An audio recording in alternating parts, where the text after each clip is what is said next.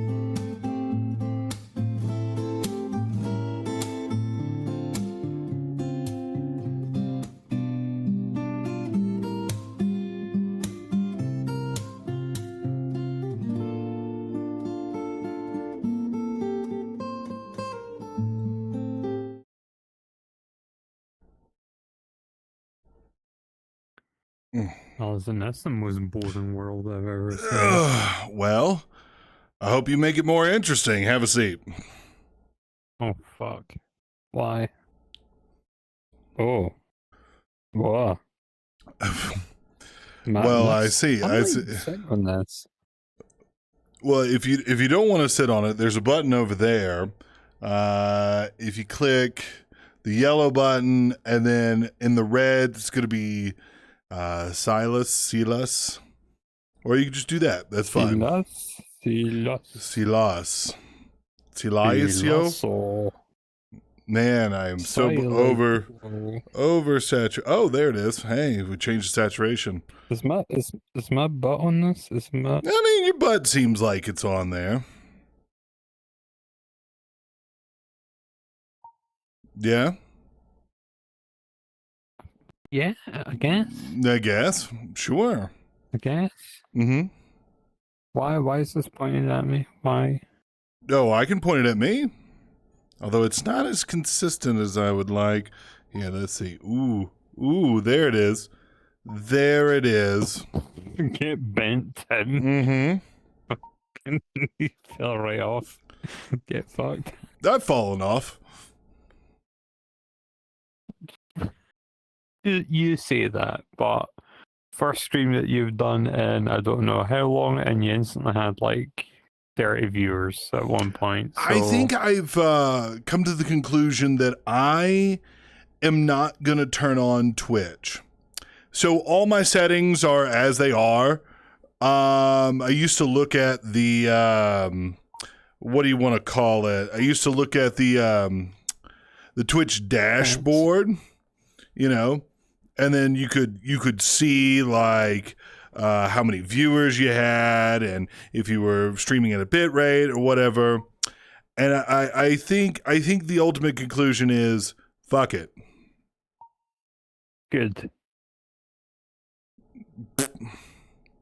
I was finding a lot of I don't know how to say it. Like I just didn't find pleasure in getting on stream. Which is fair. I mean, it is how it is, and then you have to fucking re-interface with it after your life changes. It's not going to stay the same. But the last two streams I did were immensely fun. And I think I liked them. Oh yeah, Fast pace, just fucking rattle through them. Who gives a Give shit? me a prompt right now. Yeah, give me a prop. It doesn't matter. It doesn't matter. None of it matters, right? None of it matters. No. And I gotta Apart find from you having fun. Well, exactly. I gotta find fun, and I think I know what the solution is. Don't give a shit. Don't give a shit. Don't look at the stats. Don't look at the stats. Don't have a plan. Shit. Just do shit. And don't fall victim to the culture of streamers. Oh my God. god. At the end you're like, oh, who are you going to raid? It's like, oh, better make sure that you don't cause some political drama by, raiding the wrong person. No, fuck it, just end your stream. that is something I found immensely satisfying. The last 2 streams I did was just cutting it off. No raid, no fuss. There's a time. The only thing I've done differently is I've added a timer to the screen of when the stream will end. It's not a subathon. It's none of that shit. It is just can donate money to keep you on for longer. Nope. That is not what's happening. Those fucking streamers. Get 'em away sooner. Those fucking streamers have ruined the power of timers, right? But wow, how do I interact with this timer? You don't. You don't. There is nothing. It's there. You want to for give me money? information, You want to that's it. give me gifts? I want that. Obviously. Who's dumb enough to say no? However, I'm not. You need more socks. I need at least one. One My and a one little polishing pad. sock.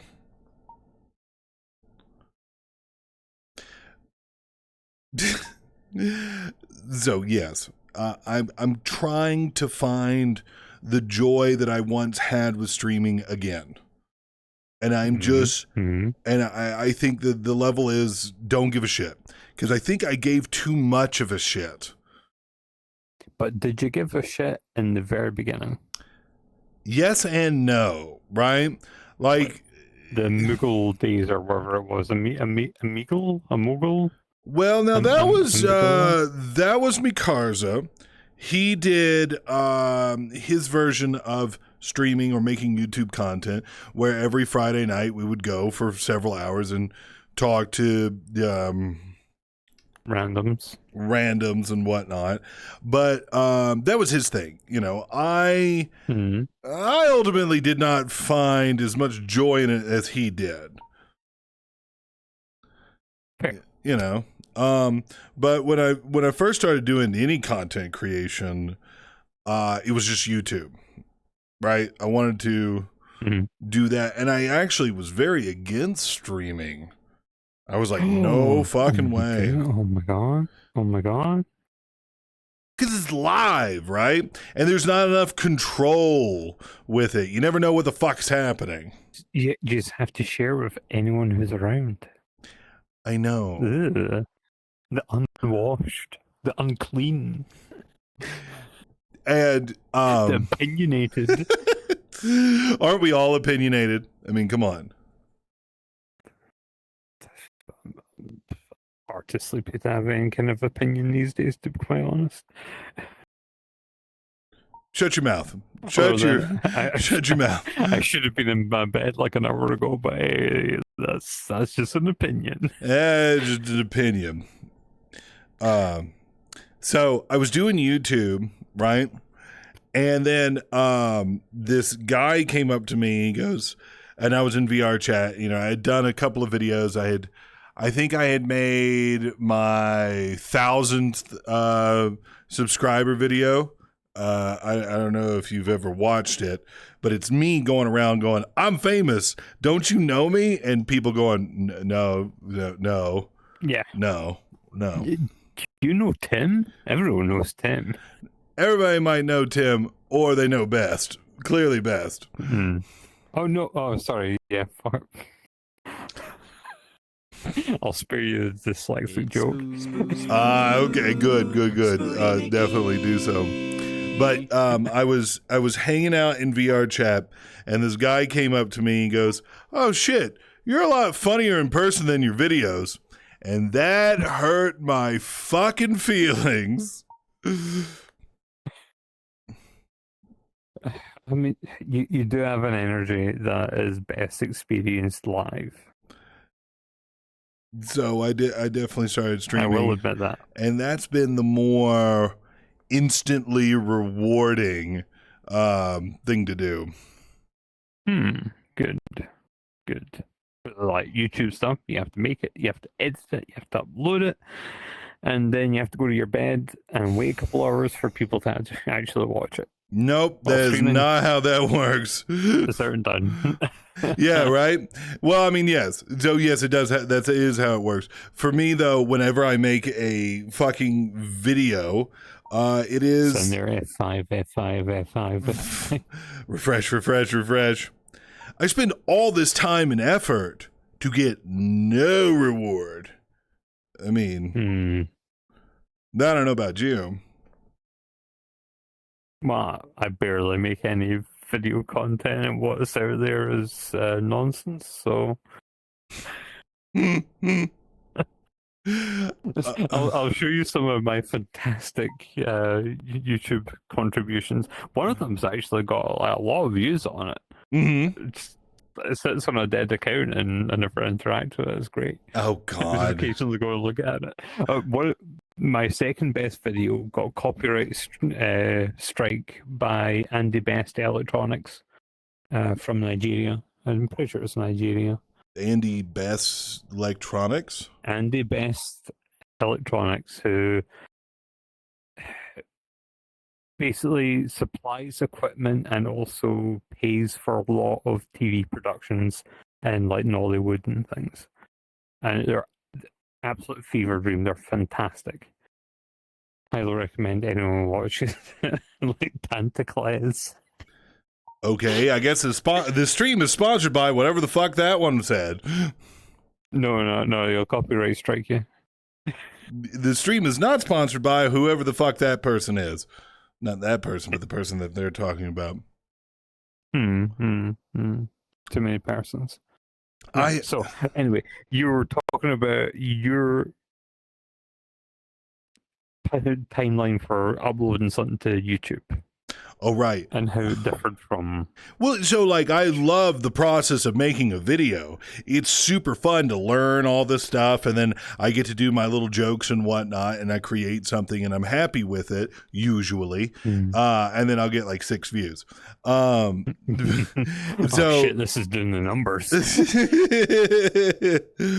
it kind of invalidates my whole like effort into it, right? But with streaming, you get the sort of reward for some of your effort. I will say that VR chat streaming is just an instant view count increaser sort of What you're gonna do thing. is, push your tits together and just, do that at the camera and then boom, 100 views. I mean, I would push my balls to the camera, but I mean, have you seen what people get away with on the front page? I know. And it's like, you get to show cleavage. Why can't I show a little neck? Is that not cleavage in its own right? Yeah, I mean, that's what I'm saying. Wiggle streamers. Wiggle streamers. That's the terminology. Right. Now that makes a lot of sense. It's like you turn on like any streaming app, especially ones that are, shall we say, more adult orientated. And all it is, it's just everyone's just fucking doing it. It's just whoa, look at me. Yeah. With their tits out. I mean, I like Or to the balls wiggle. out. I'm wiggling all the time. I like to dance and be dumb. There's party wiggling, and then there's the please bend me over wiggling. Right. The party wiggling most of the time, like 80% of the time, you do a party wiggle. Yes, I am no saint by any stretch of the imagination. Especially that one over there. We don't talk about Bruno. Oh no. Oh, okay, sorry. So I mean, like, what do you brought attention to him. what do you find interesting about like Twitch streamers and all that? Like, what encourages you to watch someone?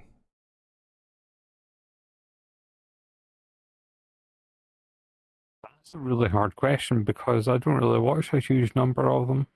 I mostly either were introduced to a Twitch streamer because either friends already watched them, or that I was friends with someone who was a part of that person's, production.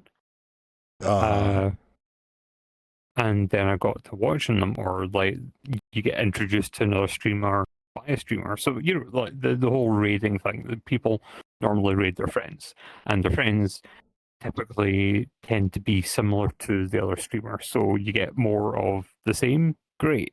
Someone's not streaming one day, you can watch the other person the other day.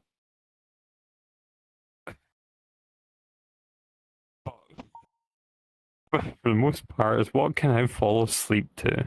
Ah, yeah. So, yeah, I get that. Like, I have been so specifically loud and obnoxious and demanding people's attention on my stream. I don't want to be, or at least I didn't want to be the king of the second monitor, if you know what I mean.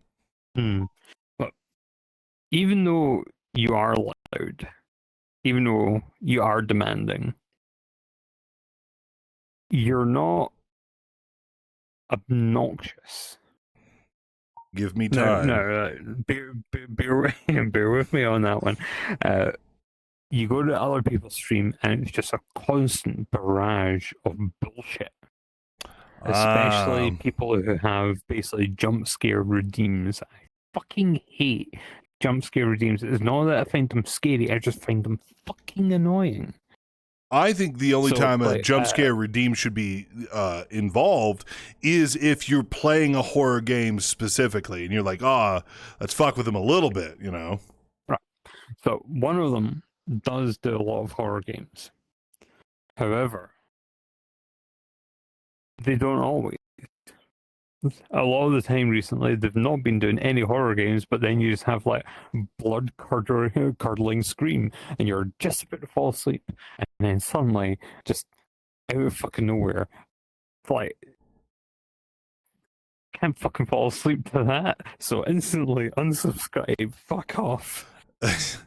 I get what you're saying. Because I have also been falling asleep to either Project Zomboid videos because they're relatively kind of even keel, or like horror stories told by like Nexpo or Nightmind or something like that. But there's a little bit of a risk when you watch a horror video because they might be a jump scare that'll wake you the fuck up.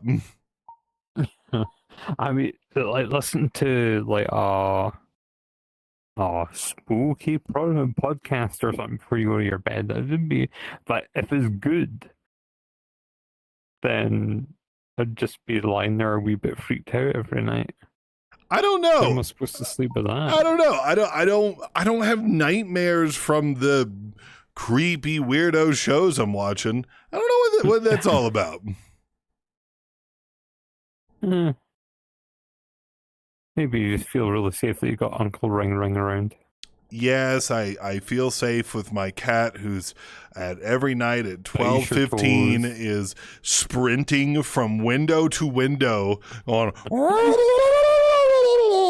for 30 to 45 minutes. That's so good. Well, better than my brother's cat that I'm watching at the moment. It's like, I don't understand this cat. It's like it can't be alone, but as soon as it sees you, it like sprints for its life and just pokes its head out from underneath the table. Oh man! And then it looks like you're disappointed when you don't chase it. It's like, well, if you're scared of me, then I'm just gonna fucking leave you alone. I get it. My cat is like, I need you to look at me, but don't touch me. But when you do touch me, I'm gonna give up.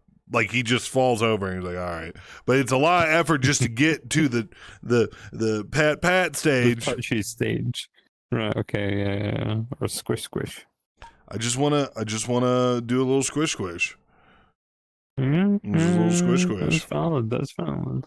But yeah, like, one of the main things that I watched during like lockdown on my iPad, well, I would, so context, brother was changing jobs. He moved back into like my parents' house. I also was like going to be moving into my new place, so we all ended up back in our like the family home, and then lockdown happened. So then I'm sleeping on a mattress on the floor in the front room and things, and I've got an iPad and not much else in there, so I just started watching shit on Twitch. And it was Dragon Quest randomizer speedruns, like a four-way competition. And they've done it like every night for like 3 months solid. and it was, it was like 8-bit music and things like that, and it was super high pitched, but it didn't bother me because I enjoyed the content. But just, you've seen a 30-year-old game, you've seen a 30-year-old game. There's nothing exciting True. about it, but it's interesting. But so, I bet it was consistent or consistent noise. oh yeah, Like I used to fall asleep to, and I still do sometimes. This YouTuber, Let's Game It Out. What their whole shtick is they go into a video game and then exploit it and try to make the game kind of crash in a typically funny manner. But because it's consistent, yeah, I can fall asleep to it. Even though it's a comedic video, he's got a consistent sound effect. No, that's fair. That's fair. Yeah. But no, I only have like 5 streamers that I actually like routinely watch, and one of them is even like Bob Ross. So I mean, I snort fridge mold. I I snort fridge. fridge mold. That's a streamer's name? Yes. It's just a looping video of I want to say a Slovak. I'm pretty sure it's Slovak.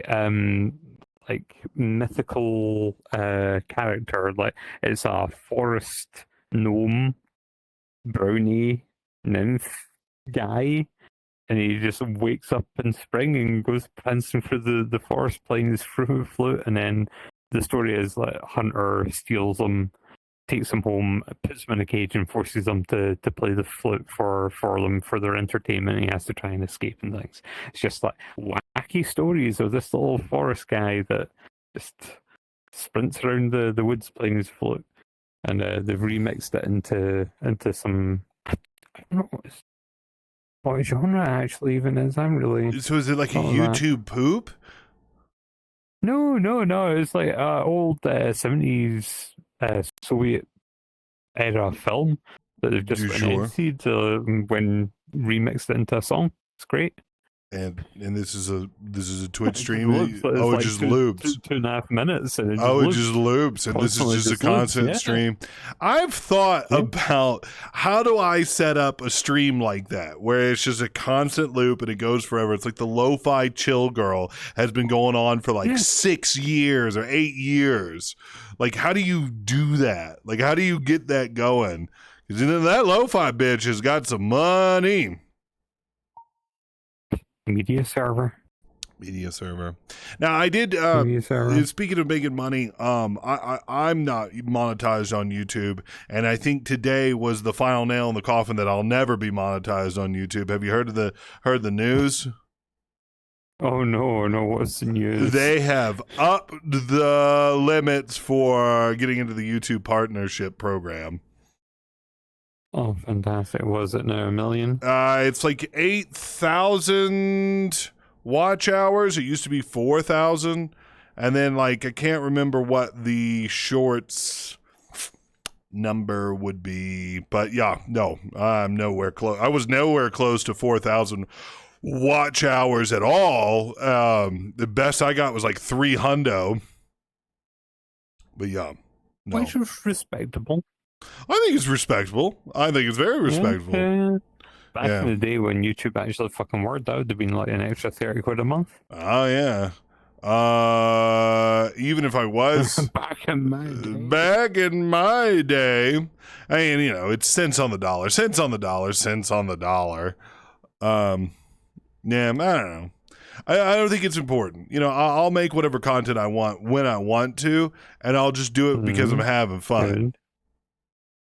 Good. That's the best way to be. It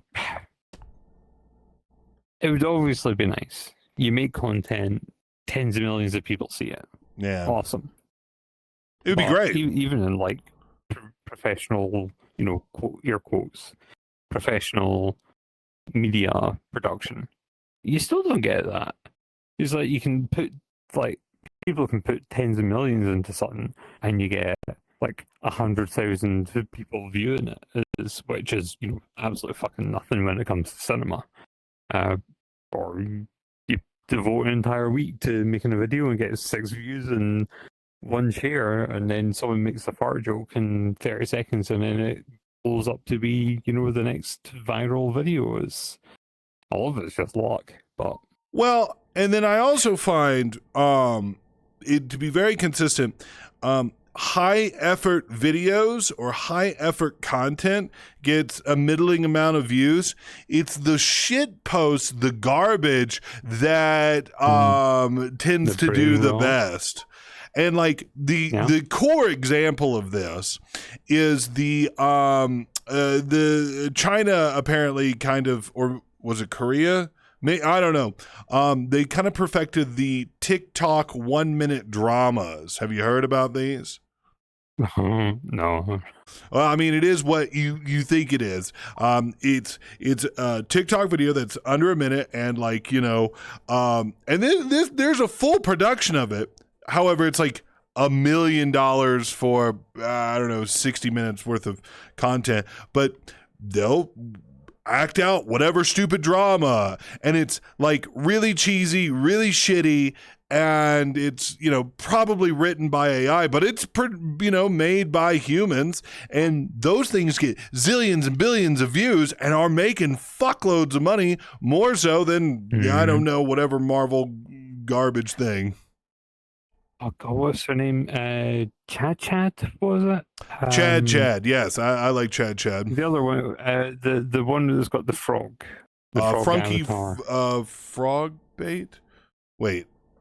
Well, I'm just thinking of two female YouTubers. Yeah. You know who I'm talking about, though. You know who I'm talking about. Okay. They done like a collab where they watched a bunch of dramas on one of those apps where it cuts a story down into like 2.5-minute bite-sized pieces. And so one of my friends just ended up in a big, massive deep dive about these productions. And he found out that they actually pay like really, really well. Like a lot of actors and actresses and that out there get paid bullshit money. It's like all the culture of the big movie industry and everything is shit. Let's be honest, it's shit. It can be awesome, but it's also shit. It's like a furry convention. You can do all this work and you get fuck all out of it. But I work for Ferality. Yeah. I was like, don't even fucking look at me. I'm more convention than person at this point. Yeah, you are. They don't have the same culture. It's a horrible, horrible fucking, like theme. I don't know. Like the content they're putting out, like this alpha bullshit.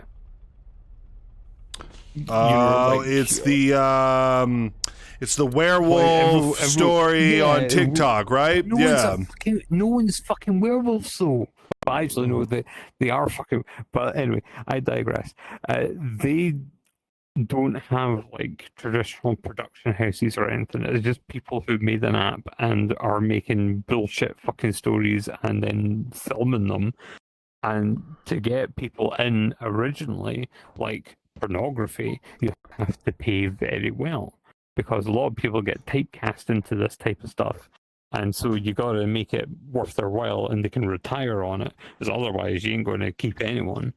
But apparently they like massively outstrip the rest of the film industry of how much they pay artists, actors and actresses for these things. And it's like, like 6 months of like non-stop filming, and they do like 6 shows all in one big mansion that they've rented out for a year. Well, that's what I'm referring to with the whole TikTok. Check it out. 1-minute shorts that the people in China started off with. So I get it. And I mean, Hollywood's totally bullshit. I mean, like, I saw a picture of, what was it? It was a picture of the guy who plays the Punisher, and then a picture of like Zendaya, and the guy was like, well, why does Zendaya get paid $1 million and the Punisher doesn't? And then the comment below is like, well, because you referred to him as the Punisher and her by Zendaya, her real name. That's why she gets paid more. Yeah. Celebrity culture. But I'm also finding I'm not finding good content. You know, my YouTube algorithm right now is just like, hey, you're being hacked by the government. So, you know, privacy is not real. Everything is doom and gloom. Everything that you don't want to happen. Buy these magic glasses, and you'll be able to see into girls' panties and stuff like that. So, like, I don't know. I really don't know their audience of you, do they? I know. You know, I mean, that's why I watch all the same fucking Twitch streamers. I watch the same like YouTube channels I've watched for I don't fucking know how long. I've lost a bunch of them. I've like changed accounts or something, and then the algorithm is like put a bullet in the head of so many creators out there. I'm just like, I remember I used to watch things on here, but I don't remember who they are or what they were. So evidently it wasn't that good. Clearly not. Mostly just news, and then I wake up, I watch Euronews, I have my croissant, and then I go to work. I come home, and I watch a little bit of other news, and then that's me. I'm done with YouTube after about half an hour of watching a day. And it's, but I watch it. I watch it more than anything else. I mean, I am watching. But how much TV do you watch? Almost none. The only time I watch TV is if I know it's a TV show I want to watch, and I only eat it during dinner. Because, I need like YouTube Twitch. Over here while I scroll porn on this channel and have work on this channel, and then accidentally send my coworkers porn. That sort of thing. It's time-worn tradition. Like Netflix. The only time I ever actually really watch Netflix is when I watch it with friends, which you're not even allowed to do. As soon as they see that, then, that's it. Your account's flagged for getting pestered to buy more seats. You're just like, oh, well, fuck that, I guess. And then my YouTube algorithm is putting up a video saying, you own nothing and you will like it. This is why Netflix and shit and Spotify and all these things are awful. And so I'm in this circle of sad stuff. And I'm like, oh, okay, well, I won't watch that. I've been trying to watch, the comedy trio Aunty Donna. I probably do. In our Discord server, we've watched the joke of like, don't get in the kiln, and the other two go, oh, okay, and then it cuts and they're in the kiln. You seen that? No? They're absurdist comedians. Their most famous joke is like, he's draws a square. Cunt. Oh, you've seen it, right? I remember that one. I remember that one. No, it was, oh shit! Yeah, no, they just popped into my head. You got it. You got it. I remember. Yeah. So I've been trying to watch them more often because my algorithm's like doom and gloom, Aunty Donna, where it's like everything's a drum, and so I try to watch that, but then I immediately click on doom and gloom. One thing that I would recommend everyone to do is find one of the good news. Every month they make some sort of like, here's the good shit that happened this month videos. Get that on your fucking timeline.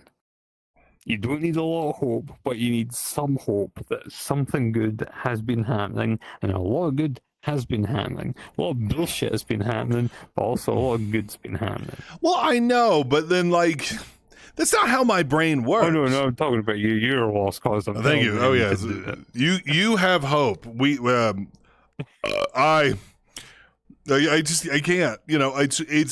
I've tried to do comedians or animations or even I do the horror stuff still comes up because I fall asleep to Animation it. was dragged out back and shot like what 10 years ago now.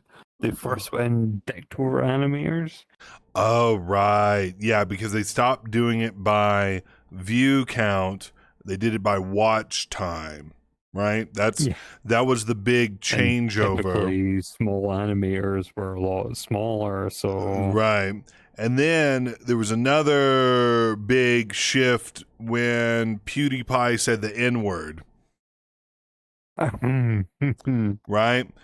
No, dead serious. Yeah. This is not just an Oh, yeah, observation. yeah. This is not just some opinion. This is an actual observation. You can see it. It happened. It happened. Right? And I mean, like, But the problem is like that's why he moved to London. That's why he moved to London, right? No, he's in Japan now. I see. Yeah, he moved to Japan. Fucking AI grifter moved to Japan. Okay. fair enough. PewDiePie? He's an AI grifter? I thought that was Mr. Beast. Well, PewDiePie has created a AI ecosystem. So he's done a few things that are good. He's promoted free open source software. He's promoted Linux. He's gotten a lot of younger people into computing that otherwise wouldn't have been into computing. However, getting to run your own local models is important. But it is more shit for the sewer.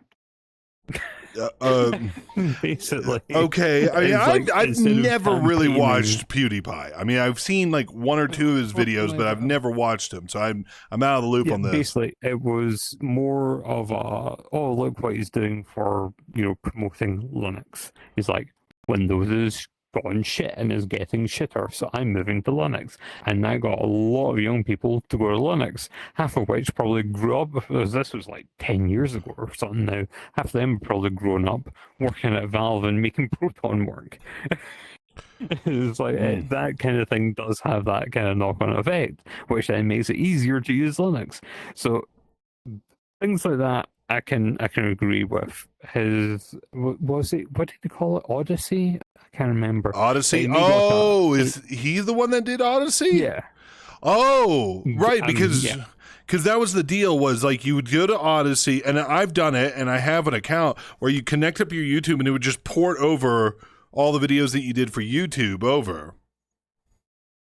Well, I'm not sure. His AI ecosystem is called like Odyssey or something like that. It's named after some Greek thing.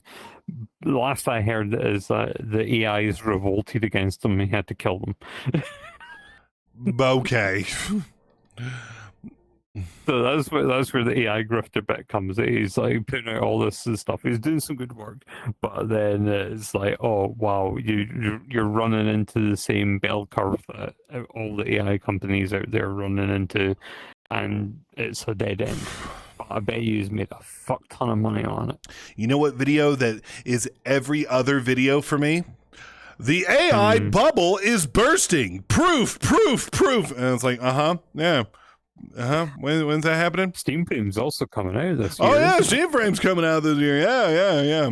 And Donald Steam Trump's Frame gonna bubble is die gonna any burst. minute. Like lots of promises. Nothing has been, given. It will all happen, but it will happen at some point, regardless of how much you want it to happen. It is going to happen, but it ain't going to happen today or tomorrow. And you're Hold also your not breath. getting the Steam Frame. I cannot stress this enough. You are not going to be on the waiting list. You're not going to have enough money. It's not happening. I'm so pissed about How it. much was the Steam machine? $15,000. $15,000? No, it was $1,500. It was $1,500. 1,500. That's with the controller as well. That's the sort of higher end of it. So the Steam Frame is basically the Steam machine On your face. on your face. It's not quite as powerful, obviously, but It's basically that on your face with a screen, with Wi-Fi and everything all built into it, with a battery built into it.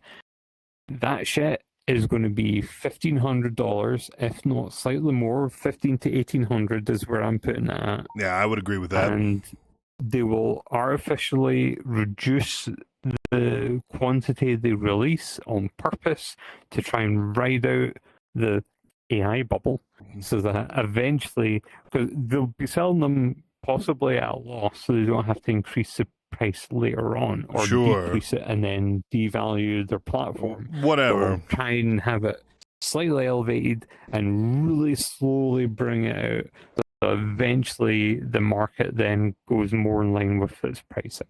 So you'll get like 5,000, and then that'll be it for the next year or two. All the chips, every single chip that's going to get made next year is already purchased. You ain't getting any. You ain't getting anything. And then the only people that are going to get it are the streamers that you hate. It's only going to be the streamer that you absolutely I wish I had despise. another, like 32 gigabytes of RAM. If only someone would buy me something like that. And, oh wow, Stinky Bottom 69. Thank you so much. Thank you so much. 10,000 gigabytes. Oh my god. No, I know it. I know it. It's going to be. I have like several streamers that I hate. I hate a lot of people. I have several streamers that I hate. I have several streamers that I hate. You know who you are. I've probably told you to your face. But those are the motherfuckers. Those are the motherfuckers that are going to get your fucking stream fame and whatever and blah, blah, blah. Oh, I said stream fame as a Freudian slip. That's pretty good. Yeah. Steam That's frame. Stream fame from your Steam frame. Yeah. Stream fame from your Steam frame. Wait. Fuck. Yeah, no, stream fame from your Steam frame. Oh yes, I was. I'm briefly looking at the chat that I've been solely neglecting. I hate you too, Foxy Boy. Thank you. Oh, and then Crazy Ux is in the chat. This is the guy. Now, I don't hate Crazy Ux, but if he's streaming, I'm gonna get on his stream and say anus. Right. Because he is nervous whenever I say anus. Why? So two Feralities ago, he was streaming in Ferality, right? And he had to learn a hard lesson. You're with random people that you don't know. And I was hanging out. Even there, it's not a safe space. No, even there, it's not a safe space. It's most likely a lot better than a public space. However, and there's nothing wrong with saying anus on Twitch. I've been saying it for 2 to 3 years, but I'm standing in the background in the little plush that Tim made of me, going anus, and he was like, "No, stop it!" But then he wouldn't go away. The summoning is complete. So yeah. But yeah, Steam fame from your Steam frame. Yes. Steam. No, okay. They'll get one. They'll say it's wonderful. Guess what?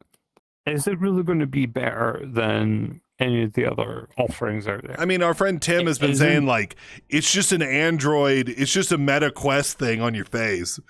Just different. Yeah. It's just not linked to Meta. That's his main selling point, is the fact that it's not linked to Meta. However, it doesn't even have color pass-through. Well, like, I can look at my phone and get, like a one-time passcode off my phone without having to, like, do the peek through the nose gap or, take my headset off. It's great. I have never experienced any other headset other than the Index and Meta Quest 3 for 10 minutes one time on a non-VR chat game. I have never known anything different. My neck muscles are stronger than yours, both sexually and VR ways. You're allowed to hear it's huge. I've got a fucking football has a neck. Oh, what are you saying this is for? This is like a girdle. This is my girdle to keep it all compact. My neck girth is beyond your comprehension.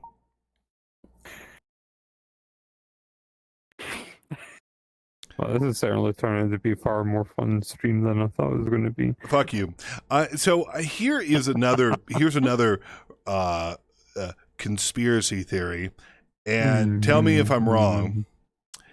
If the VR chat streamer has full facial tracking, it does not matter if they're boring or not, they get more views. Do you agree?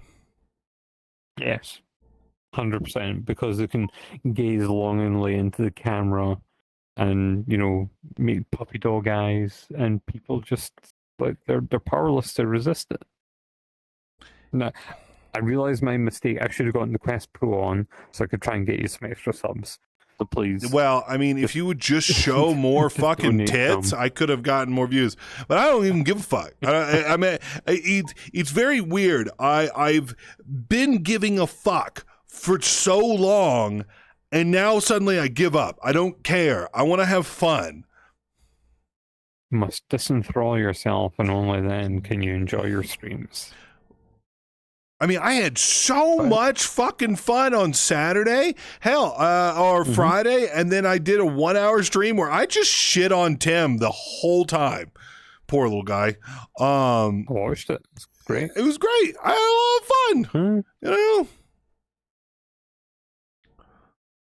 I use eye tracking for evil. I'm occasionally paying attention to the stream chat. Take a picture.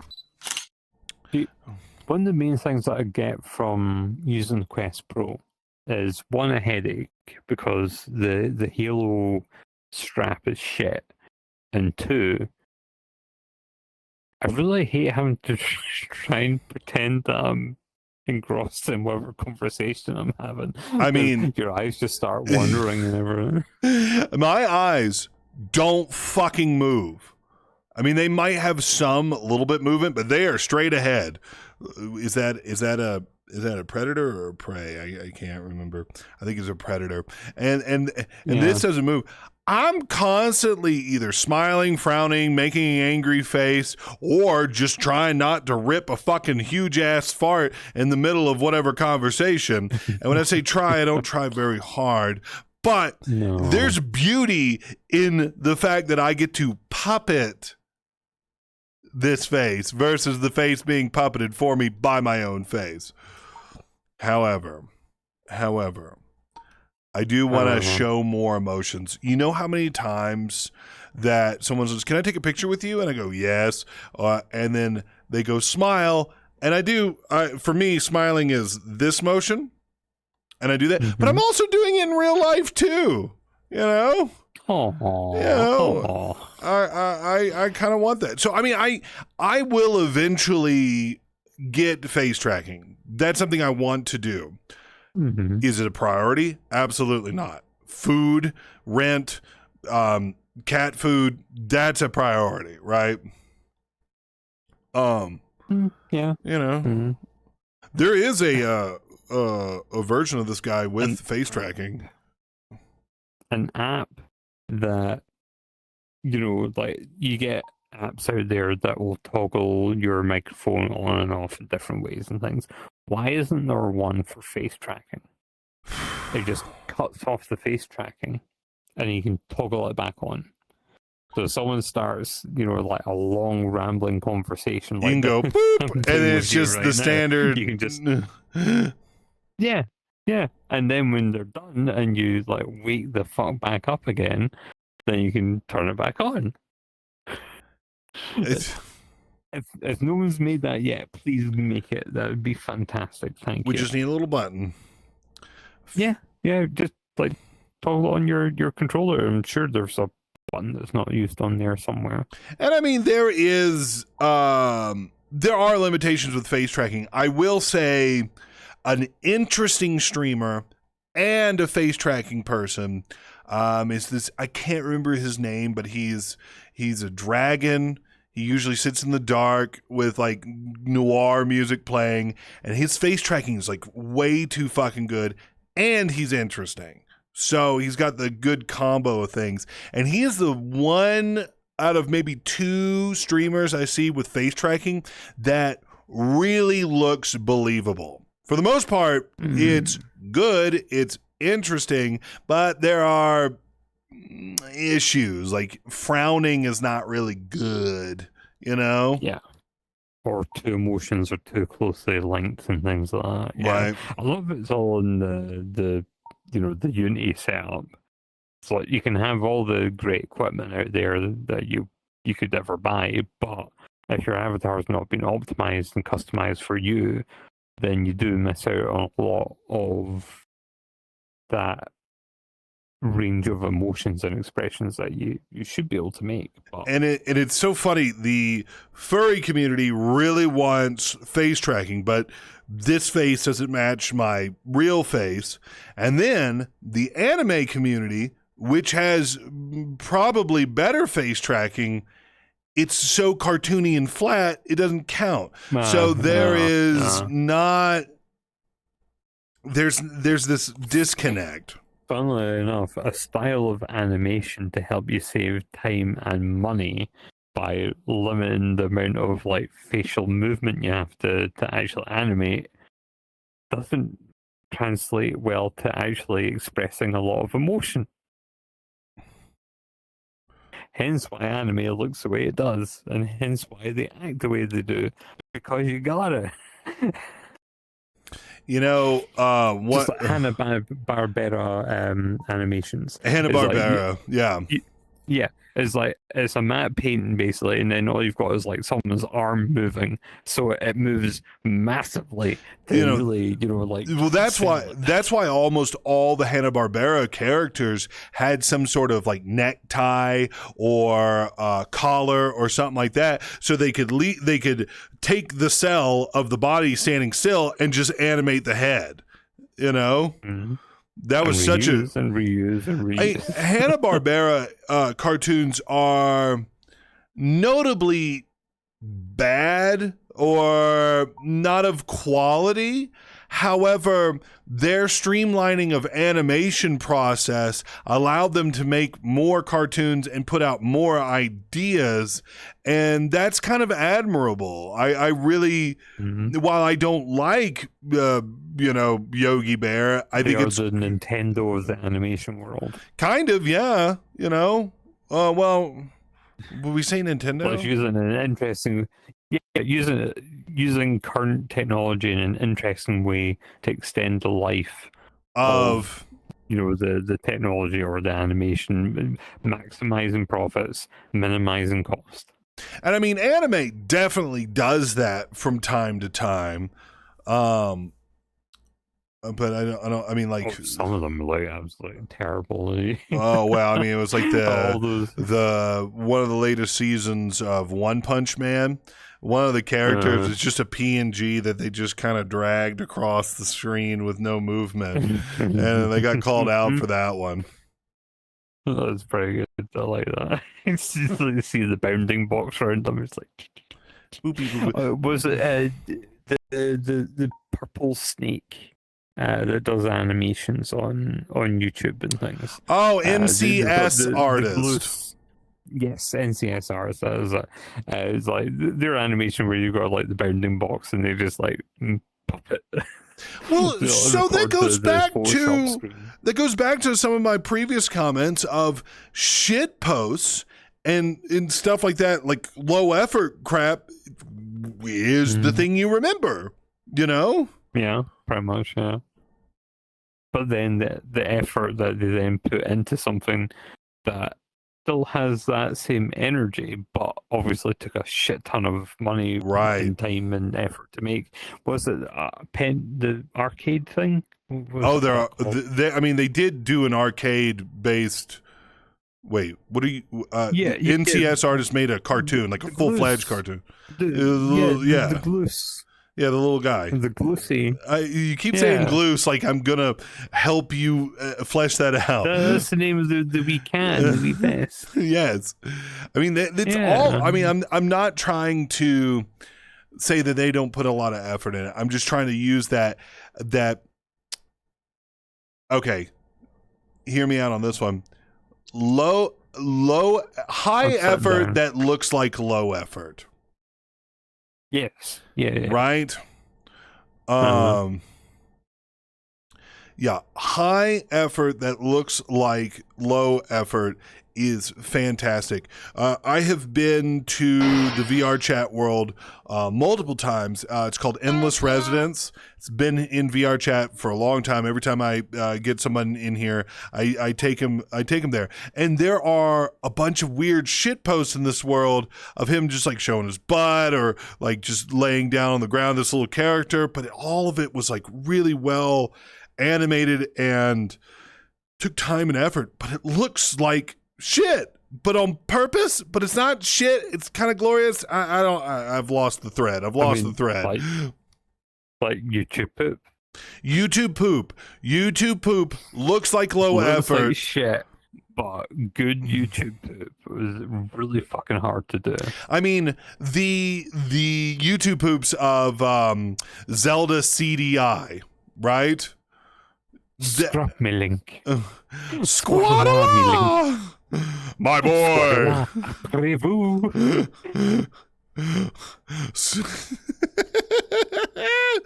I fucking loved those things. I love those things.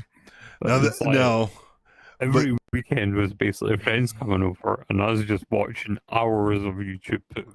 Now, let's call a spade here. Zelda CDI, the animation was so high effort, it became bad. You ever see that in the wild? Not in person, no.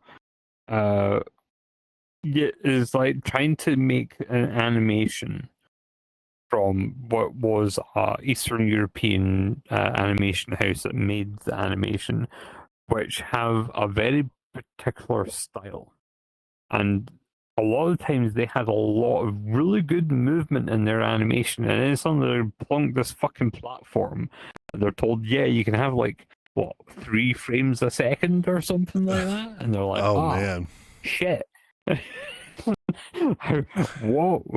How do we even do this? And then it ended up the way it was. I mean, it's absolutely scary seeing the, I guess the potion seller or whatever just move. Potion seller.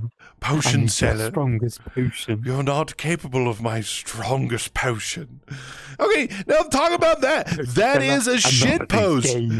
That is done with the default camera options on the MacBook. And that is like the Odyssey. So IMAXing. Oh, right. If you've never heard of IMAXing, it was people went to go see the Odyssey stuck down the front, so they're basically looking up at the screen, and everyone's got big, massive Chad chins. That guy done another video, and in a perfect world, men like me would not exist. It's just him like moving his head around, so it's distorted in different ways. So, in a perfect world, men like me would not exist. But this is not a perfect world. It's perfect because it's like Greek level of like acting. It's like we were being an amphitheater back in the day, and it's just like got this big, massive fucking Chad chin. I was just like, this is the Odyssey to me. It's like kind of mid-film. So, but it's that woke. Guy is that's why it's woke. Oh, there's a trans person in there, and there's a black lady in there. Oh my god, too woke. But it's not like they didn't have both of them in fucking movies. Elon Musk, I heard the comedian Josh Johnson say this. He was like, Elon Musk is really mad at this movie because it's woke, but we know what the real reason is. It's like they don't even really know exactly where Troy was. They have a kind of good idea where it was, but they don't really know where it was. And then you've got like the other big major civilization in that sort of like time frame in that area was Minos, which was the north of Africa. And then you've got like the like fucking Carthage and things like that. It's like, yes, it was in Spain, but where did they come from? They came from the north of Africa to attack Rome, who were being a dick to Minos. It's like fucking. But anyway, yeah. Turns out there was even fucking like people from India who went on a trip round like through the North of Africa up into Italy back in the year like 300 or something like that, working out trade routes and shit. There's nothing new under the sun. Everyone's been everywhere since the very fucking beginning. Fuck off, Elon. Except the Japanese. They didn't want to leave. No. They were like, our country's great. But We're just going to close that off from everybody, except for the Dutch. They wanted to trade with the Dutch. So, fantastic story there. So, first of all, they did leave once, and that was to try and attack Korea at the time, but they got their asses kicked. Fantastic story. Go look it up. What's the name of that admiral? Was it Admiral Lee? I can't remember. I'm But not anyway, sure. It's like this Korean commander single-handedly like saved Korea, and he got shit on for it basically. But then you go forward in time, and you've got the Dutch and a couple other people who are trading with Japan, but from specific ports and things like that. Then America comes along. And they're like, oh, you can't trade here, you need to go down the coast a little bit. So America goes, oh, we'll see about that. And they fuck off back to America. So the Japanese go to the Dutch and go, what the hell was that all about? And they're like, you did what? So before anything even happened, the Dutch already sent a delegation to Europe and America. Because they knew exactly what was going to happen. America was going to roll in with like a big massive fleet and bombard everything because they got told to use a different car parking space. It's just like America has never changed in a couple hundred years, and it probably won't ever. Well, I mean, yes. I mean, we keep making the wrong choices, and we're all very stupid. Did I tell you about the garage incident? There's been one or two in the past couple of years. This one happened to me within the last 2 or 3 weeks. No, this is a new one for me then. I want to preface the story. The police were involved. Right, okay. Well, let me get comfortable here. Right. Get comfortable. Oh, I'm going to just do this real quick. Just ease everything in here. Let me get some Wawa. My mouth is dry. Okay, well, I'll talk for you for a moment. So, I live in an apartment complex, and I have been fighting parking the whole time. Because I was guaranteed 2 parking spots, but everybody and their mom comes to the apartment and parks, and I can't park, right? So I always have to park in Timbuktu, so on and so forth, and walk a long way. That is a minor inconvenience to my life. It's not that big of a deal. However, I put myself on the waiting. Walk a long way, probably about 5 minutes. Yeah. I mean, quite literally, yes. And it's not that big of a deal. Not that big of a deal. The point being is, I have been put on a list for a couple of crimes, but most notably for the garage. I have been waiting for a garage. The lady calls me up. Hey, we got a garage for you. I'm like, awesome. So I move into this garage, and there's some stuff in it, there's like a couple of paddles for a canoe, a box filled with some kitty litter, and I was like, score, and just normal stuff. People move out of places and they leave crap, right? I moved in on a Thursday night, like right as the office was closing up front. I go and move my car in there, and I'm like, finally I don't have to walk a million miles to go to my house. So what a more down the street your kitty litter. Right. And so I'm like, cool, I'll just, either I'll tell the office about the stuff or, whatever. Maybe I'll just keep the kitty litter. Who cares? But more notably is I opened one box and there was a police flak jacket in there. I'm like, and it was old and beat up. So it could have been from anywhere Yeah. or whatever. I was like, oh, cool, zombie apocalypse gear, right? That's all I thought, and put it back in I there. am now the Project Zomboid. I am gonna be the zomboid at projects. So I move in my bicycle, this old table I had, a bunch of musical equipment, all that sort of crap. Everything but your car. Everything and my car. Okay. That's Thursday night. Friday, I work from home, right? So I didn't leave. I didn't go do anything, right? Just fuck it. Things in the garage, whatever. Saturday, I'm trying to leave, and this blue truck is parked in front of the garage. Now, notably, the garage is right next to the stairwell where everybody goes up and down to get into their respective apartments. But the truck was running. So I'm like, oh, okay, no big deal. I'll just wait a few extra minutes because I'm sure it's just some dude who just Delivery driver. Yeah, delivery driver, or like he's just running upstairs. No big deal, right? Guy comes down and he's heading to his car. I go, oh, is this your car? I'm like, and he goes, yes. And he starts kind of giving me the side eye. And I go, yeah, I just moved into this garage. I just wanted to let you know. No big deal, but are you going? Because I'd like to leave. And he goes, what do you mean you moved in? This is my garage. And I go, oh, so that's your police flash, Jack. And he goes, yeah, I'm a police officer. And I went, oh, fuck. So I start getting a little like, because he goes, where do you live? What's your apartment number? I'm like, I'm sorry, I didn't. I was told I could move in. Anyone asks you a question, do you know what you do? You shut the fuck up.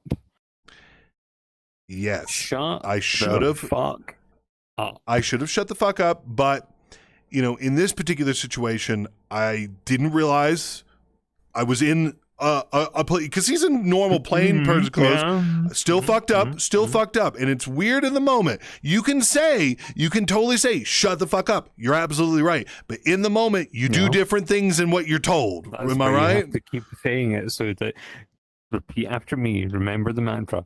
Someone asks you any information, shut the fuck up. But anyways. So, but also, I didn't do anything wrong. I didn't steal anything. I didn't do whatever. So maybe the kitty litter. No, well, I was gonna steal the kitty litter. Don't get me wrong.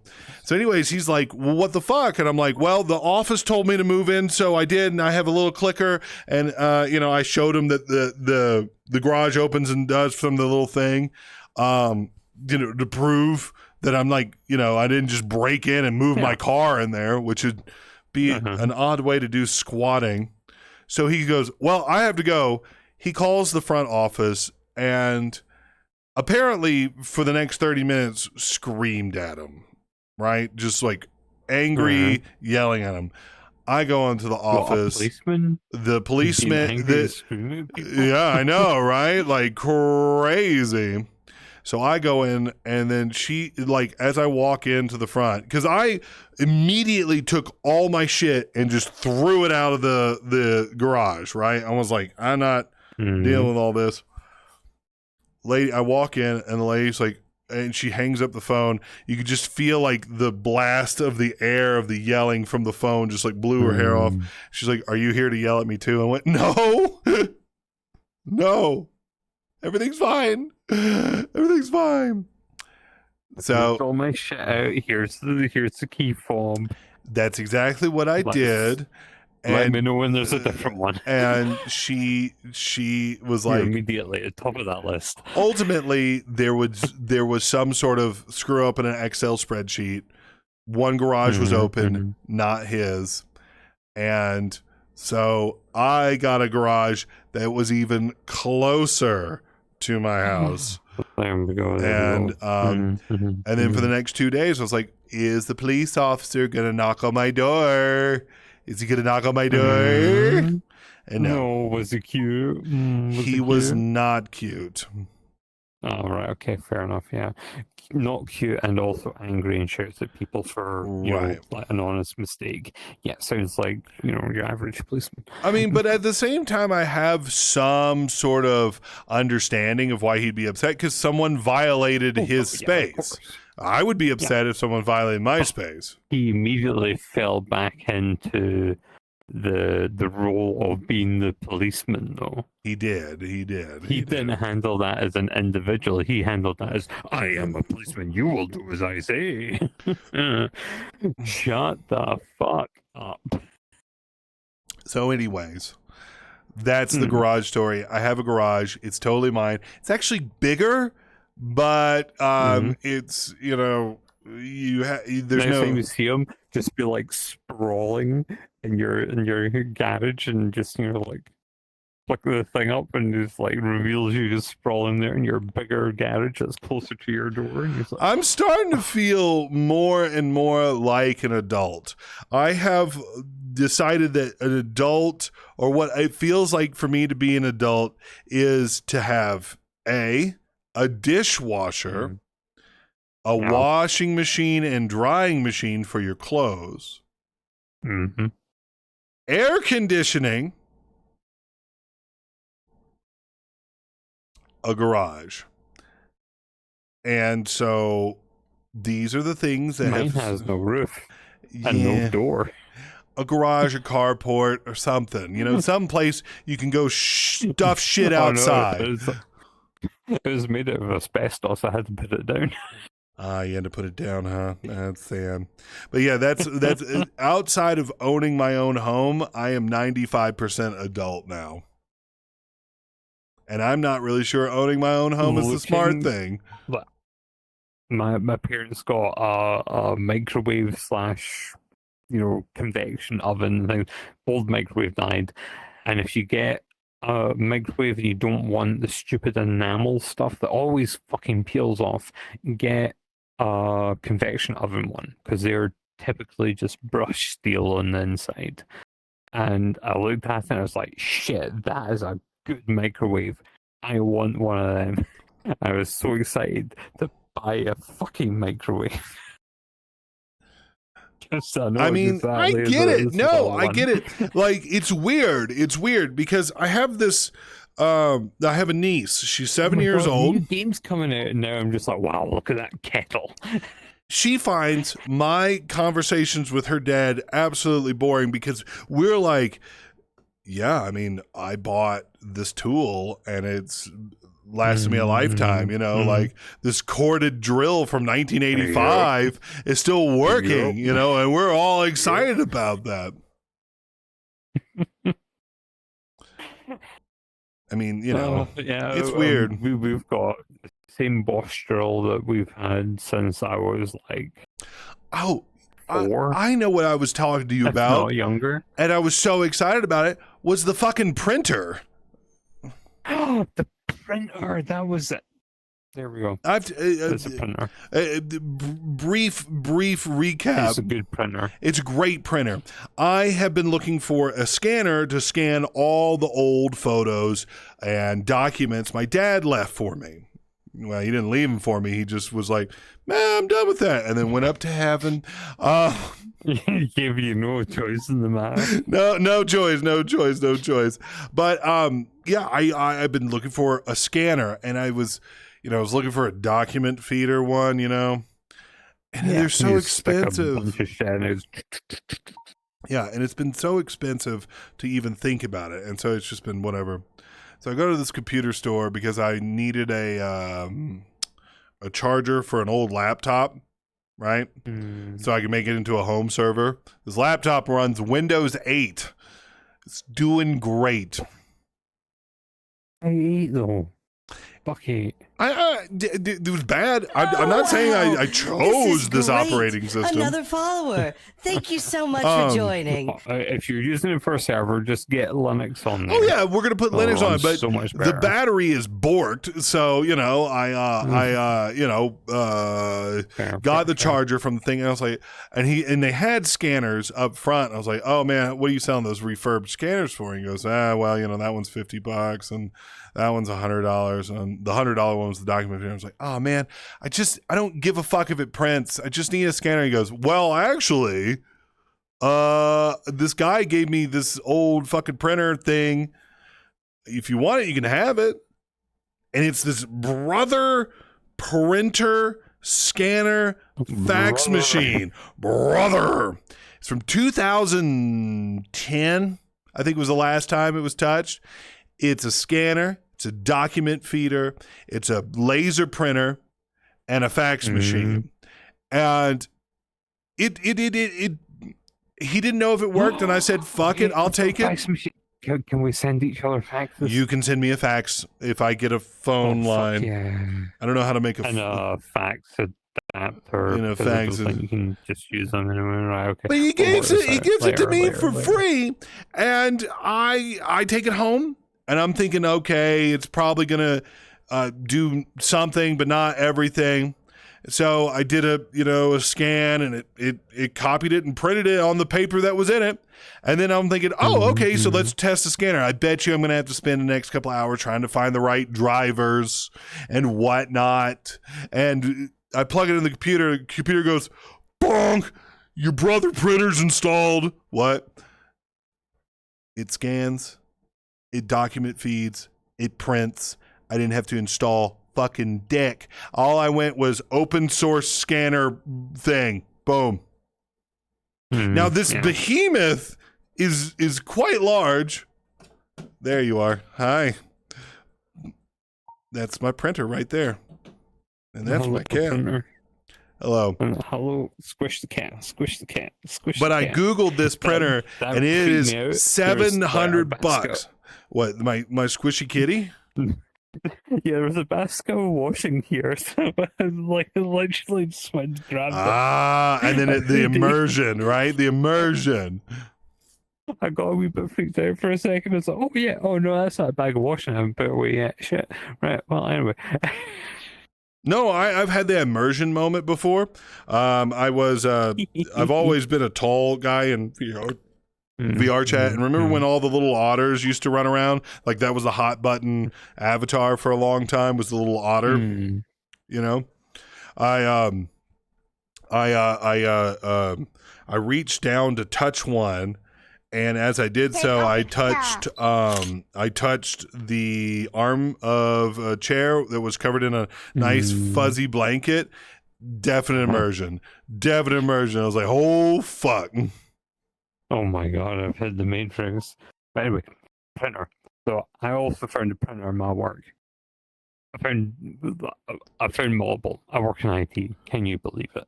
Send me hard drives. If there's any that fucking worked. Come on. Like they're I all need to make a RAID server. Breaking down. So it's like I've got one behind me in my office that is a laser writer, document feeder and everything. Again, ancient old thing, still fucking works. I found an A3 printer. So in America, you've got, like 8.5 by 11. A4 is bigger, and then A3 is like a poster size. Well, kind of like a music poster you see on a venue wall. But go on. Boom. So fucking just sitting in someone's room, and they're like, "Oh, I'm just going to chuck it out," and I was like, "Are you? Yeah, okay." So I took it back to the office. I plugged it in, printed it absolutely fine. I'm just like, "Holy fuck, yes! I can print." Like big, like doing photography. I can print this shit off and then put it in a frame and then put it on my wall. It's great. In 2011, my buddy went to a college campus to do something, like either give a speech or whatever. And he was wandering down the hallways, and this guy comes out with this printer, and he goes, "Print doesn't work," and puts it in the trash can. And my buddy went, and the dude was literally like Mongo, and my buddy was like, "I bet you it just needs printer ink." Took the printer, brought it home, changed out the ink. Sure as shit, works just fine. Still has this printer to this day. That happened at my work. A ticket came in, and basically it was like, "Printer don't work." I was like, "Well, what doesn't work?" It's like, I ain't answering, like bullshit, printer questions. Tell me how it's fucking broken. And then his response was, "It printer. All staff use." It printer. It's like, All staff It use. all staff use. Yeah. It printer. All staff use. It's printer. All staff use. Ah. So you just done that impersonation. It's like no, yeah, that's how a lot of people are. So dumb. So More likely from the fact he doesn't give a shit and he just wants it fixed. But it's absolutely hilarious. people are dumb. People are dumb. I'm dumb. I'm dumb because I drank too much water. So Oh, I need to go pee. Okay. I know. Can you entertain? Here, have a camera. Shut the Fuck up. up. Teach them how to deal with the cops. All right. Well, that one kind of depends where you are, unfortunately. But you can always shut the fuck up. Anyone asks where you're going? Shut the fuck up. Anyone asks where you came from? Shut the fuck up. Oh, yeah, no, that's less that you have to interact with police the better, to be quite honest.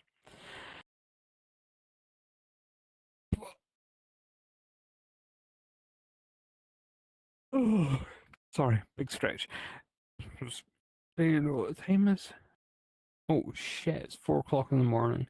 So, I'm gonna have to do the streamer thing. I'm gonna have to actually open up Twitch. I couldn't even find it. I don't understand how Foxy Boy puts up with this. It's like, oh no, I have to have a concerted effort to actually do stuff. Ugh. Foxy Boy, here we are.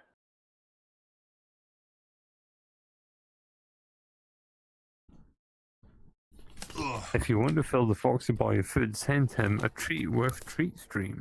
I love the treat stream thing. It's great. I wish I would. I don't know.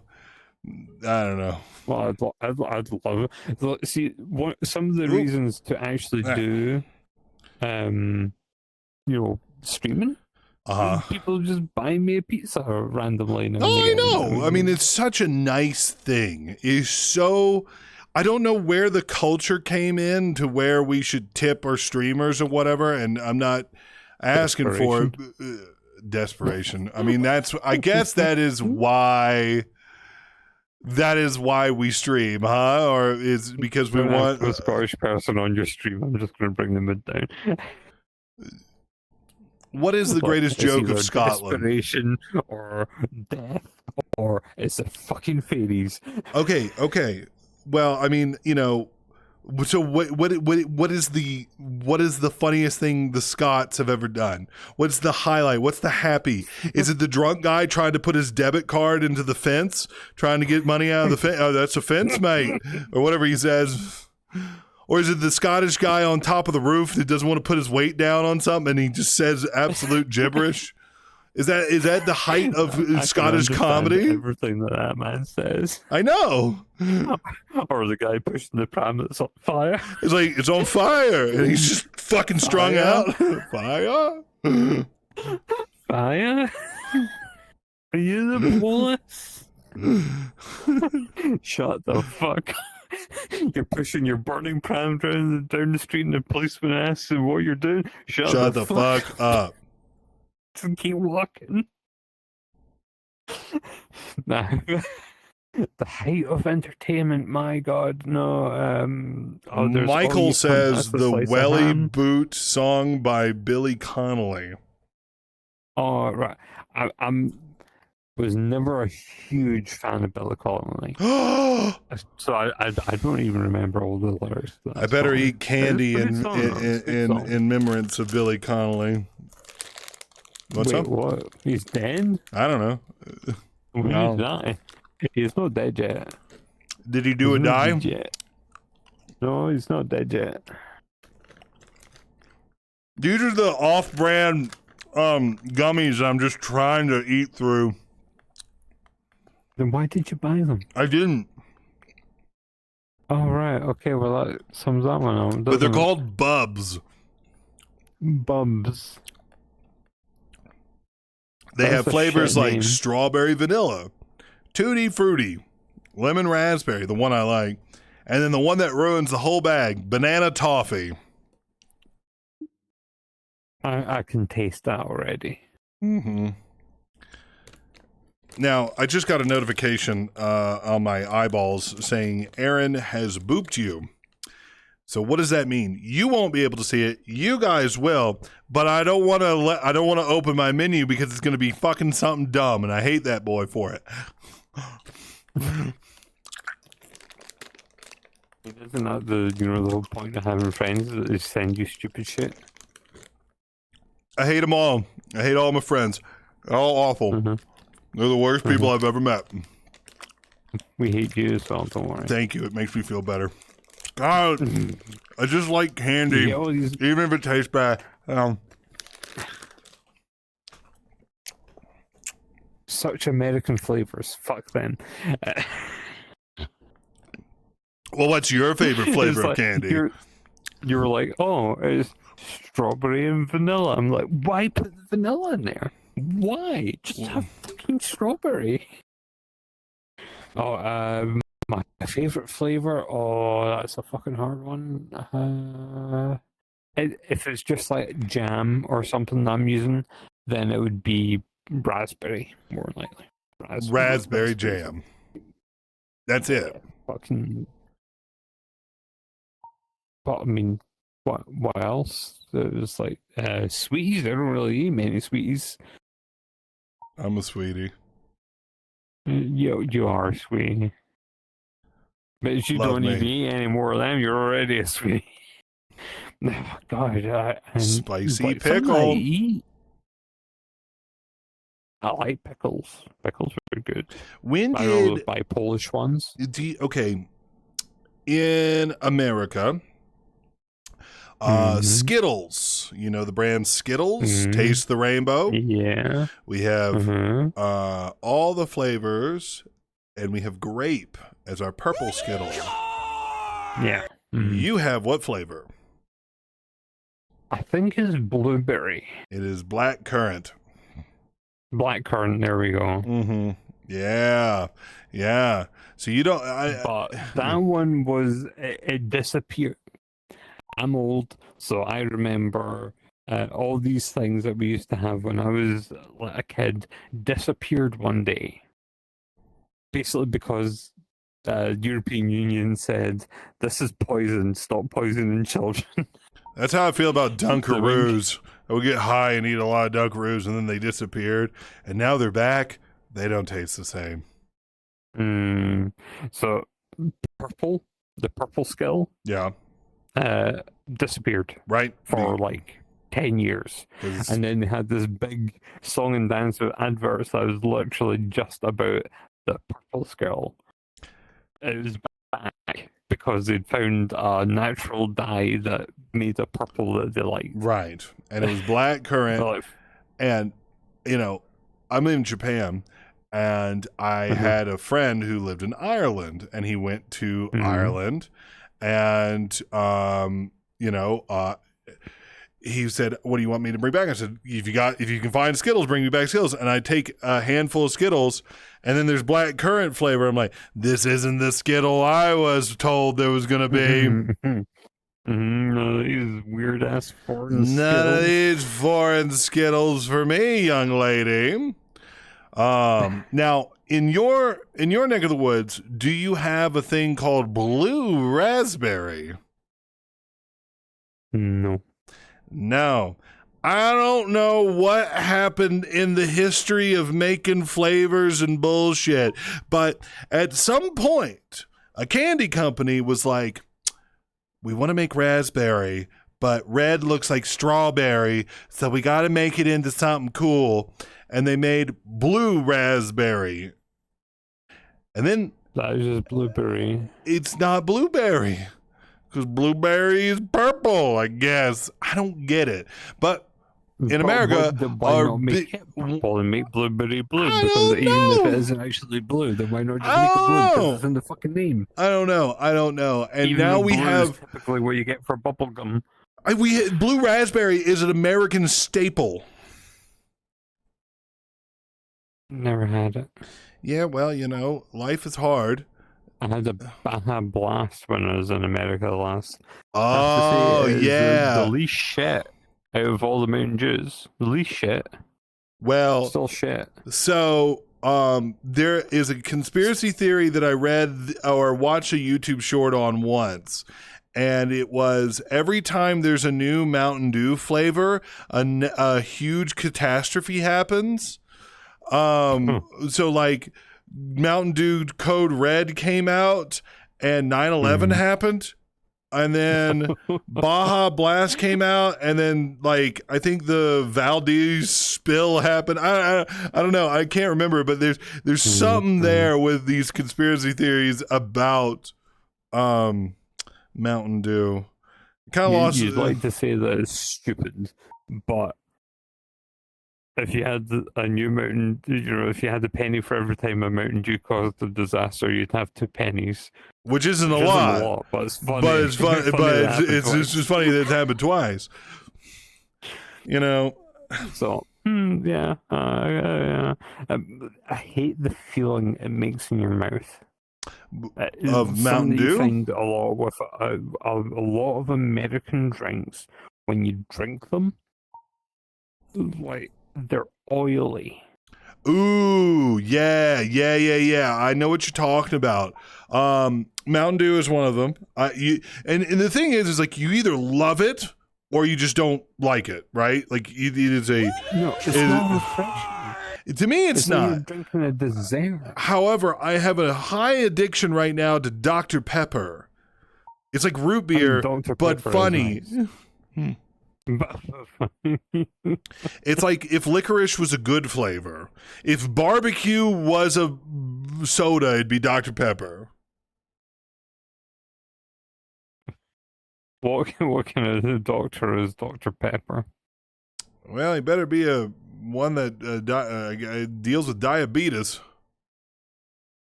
A physician. Oh, I fucking hate you. I was then saved by a giant ice cold Dr. Pepper. So, but yeah. What? Iced tea though. Oh. Okay. Iced tea though. Okay, there's actually some differences here. Do you like your iced tea sweetened or unsweetened?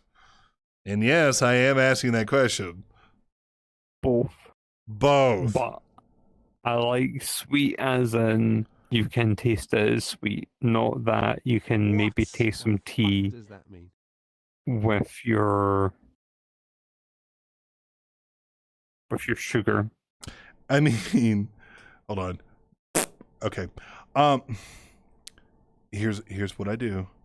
I take 3 bags of Louisiana tea. It's a black tea. I then put a half a cup of sugar into about a little less than a gallon. So we'll whatever.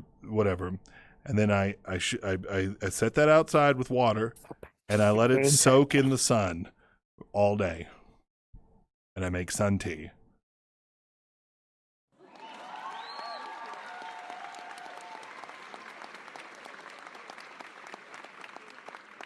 Ignore everything. All right? Just ignore everything. Okay. Don't worry about it. Don't worry about it. Just like say your last. If you don't look that way, then nothing can hurt you. Shut the fuck up. Shut the fuck up. Right.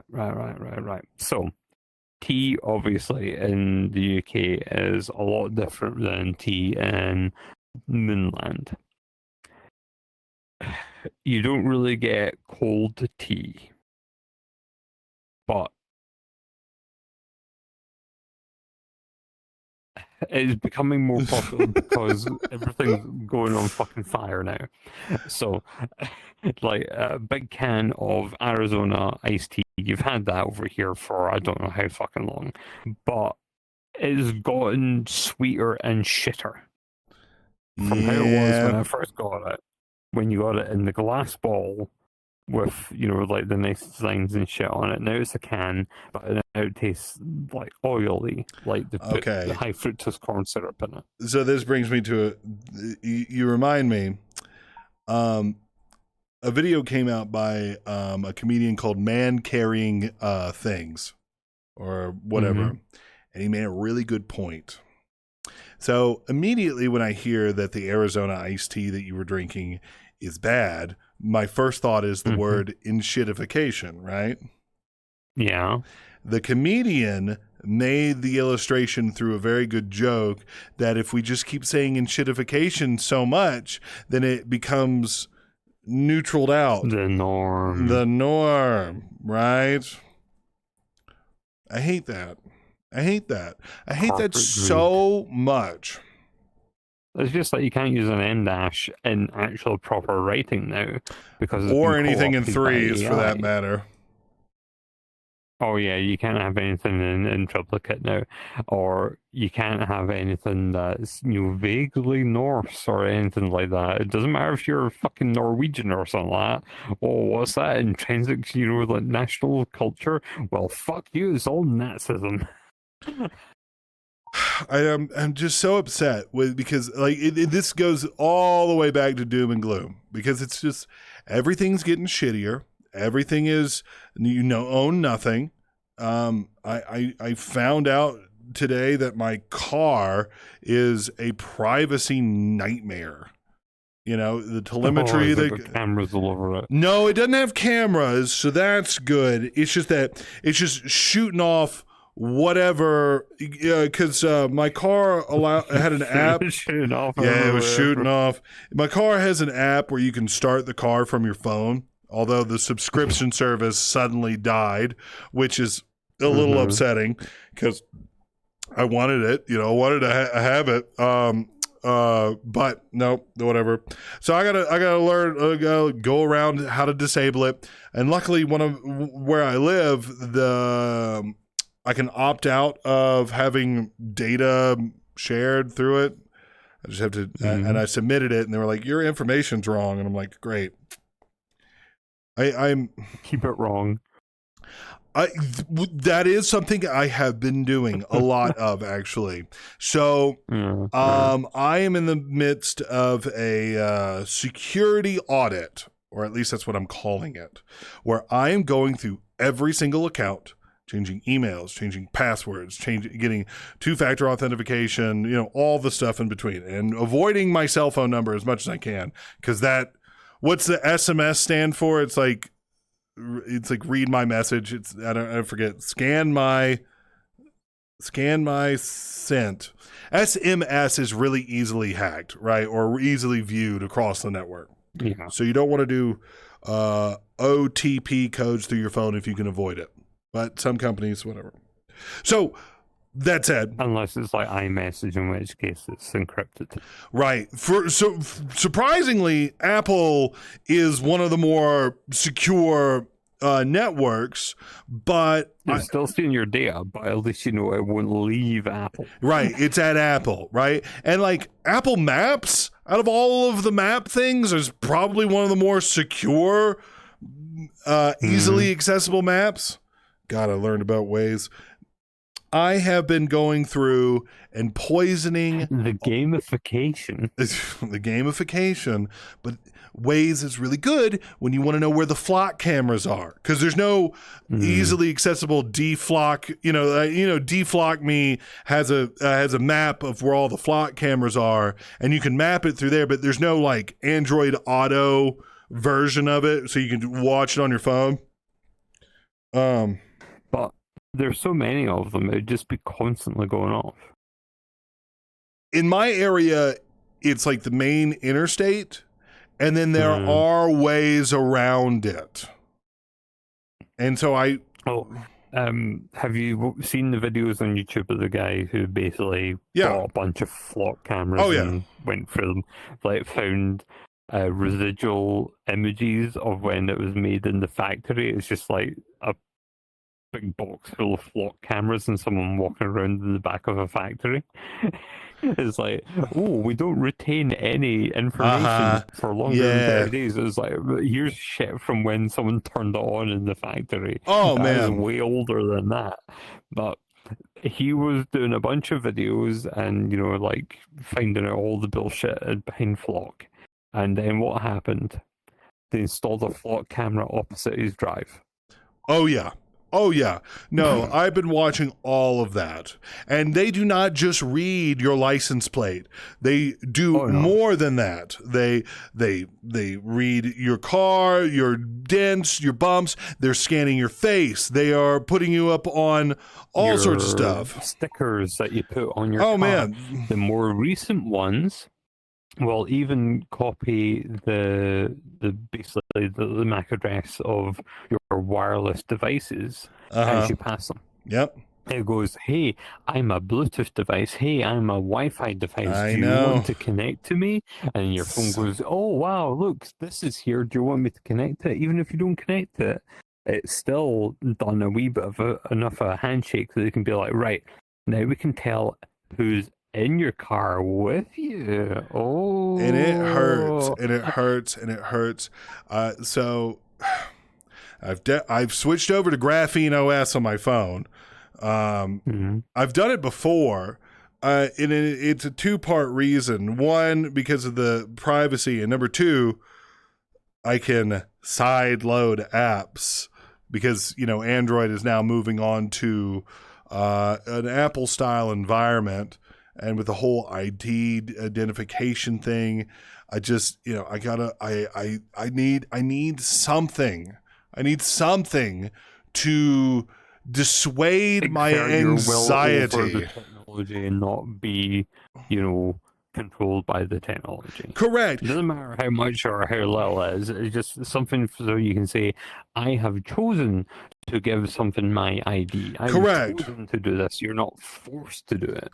And it has all been taken away from me so quickly, or at least it's how I'm perceiving it. The internet and technology was my safe space for so long. This is all thanks to the internet and my connections to people from around the world and people that are into the same things I'm into are thanks to this technology. And now the thing I want to be, and I have been Captain Privacy from the get-go, right? Like, I know it's counterintuitive for me to stream and say, oh, I'm very private. But, like, you know, I want to keep my ID. I want to keep my identification out of any situation and still have the fun I have on the internet. And I was able to do that for several years. And now all of a sudden, they're going to want my ID on an OS level. Fuck you. Even Linux might be in that same boat. Oh, well, that's the thing with Linux. They can say, right, okay. So, like Linus Torvald says, okay, I'm going to put it into the kernel. That'll be able to do it. And then Ubuntu or something say, right, well, we've been had like legal pressures put on us to make it happen. Well, guess what? It's Linux. Someone will just do a fork of it in an area where you don't have to do that. And that's what I'll be doing. They don't give a shit. And they just... But you can just use any distribution you want because it can just pull updates from anything because it's all open source. Right. So therefore, no one owns it. You can just pull updates from it. So you can have Ubuntu, you can have Debian, you can have, you know, like SUSE, you can have Red Hat, you can have Fedora, you can have all these things. And you can just pull shit from all the other distros. Yes, they're a bit different, but you can just pull shit from it and you can just recompile it as whatever it is that you're running and install it. So and you can just make your own fucking operating system. And I know that's true. There's always a way around things. But the fact that we have to do all this with things that I own is ridiculous. Yeah. And it drives me crazy. My next phone, well, definitely my travel phone will be a Linux phone, I think. I just They've can't gone good believe enough that I you had to can buy a actually use Google phone to run the most secure phone software, Graphene. You're going for Yeah. Google phone. the spider of all things. them. It crawls on everything, you know? But they didn't have a big variance in the hardware, so it was easy to code for. So, there you go. Yeah, Yola, which is a Finnish company. I'm familiar with them. They've got so for travel phone, that actually really, really well priced for what you're getting nowadays. Like, for instance, the new Android phones ship default 12 gigabytes rather than in the past it was 15.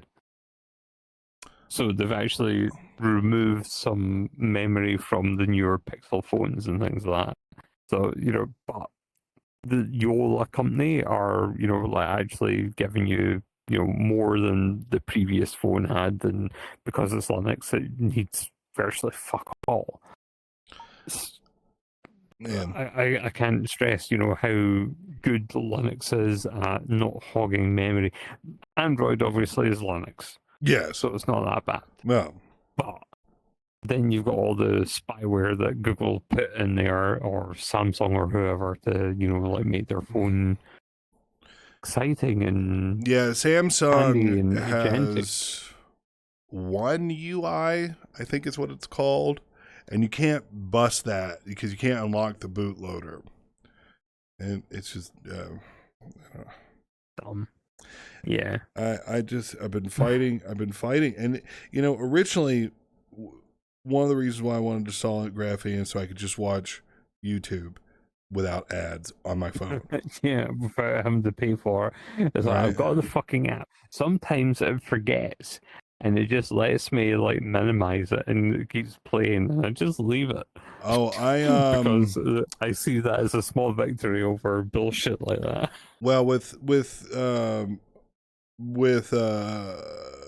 open source programs, there are alternatives to YouTube that you can download on your Graphene OS phone and watch YouTube without it. And then I've also used Revanced, which modifies the YouTube app and then takes away all the ads and sponsors and whatever, and then stops a lot of that telemetry.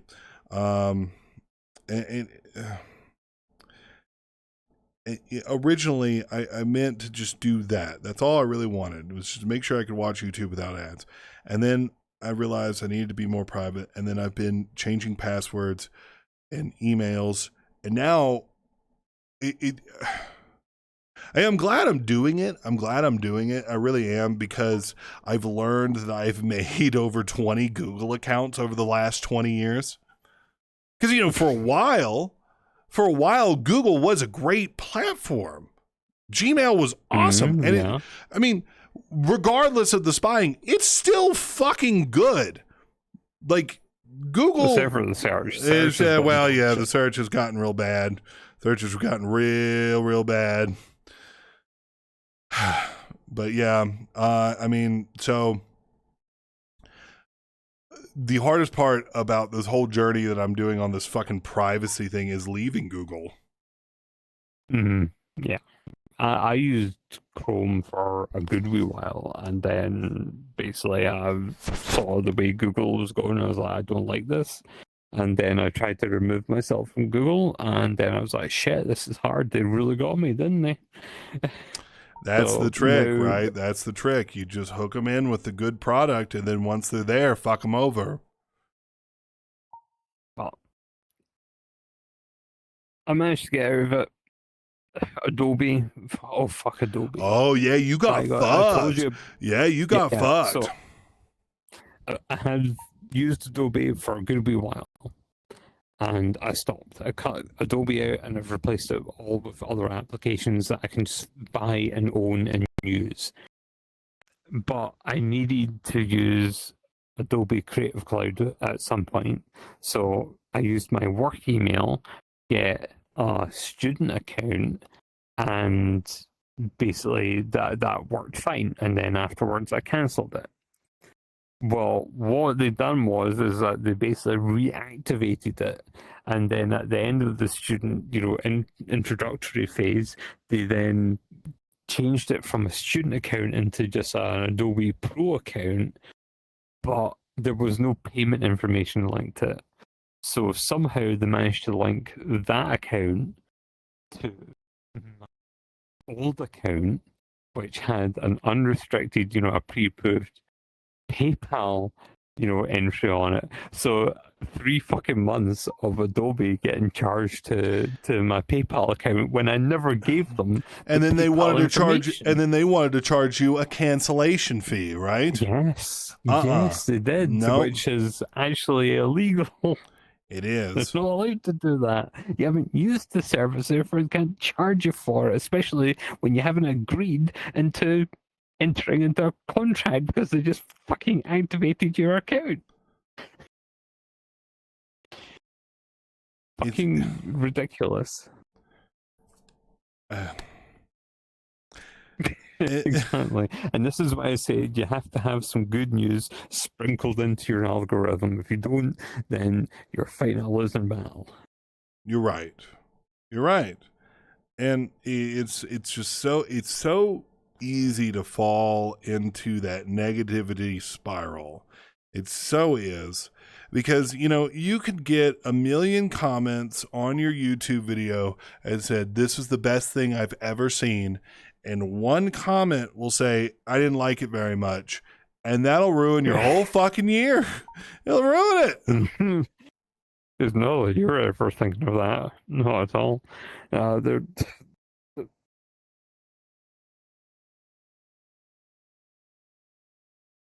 They're the activism curve, which is like the more activism that you take part in, whether it be political or creative or whatever, very quickly turns into the nihilistic curve. It sure does.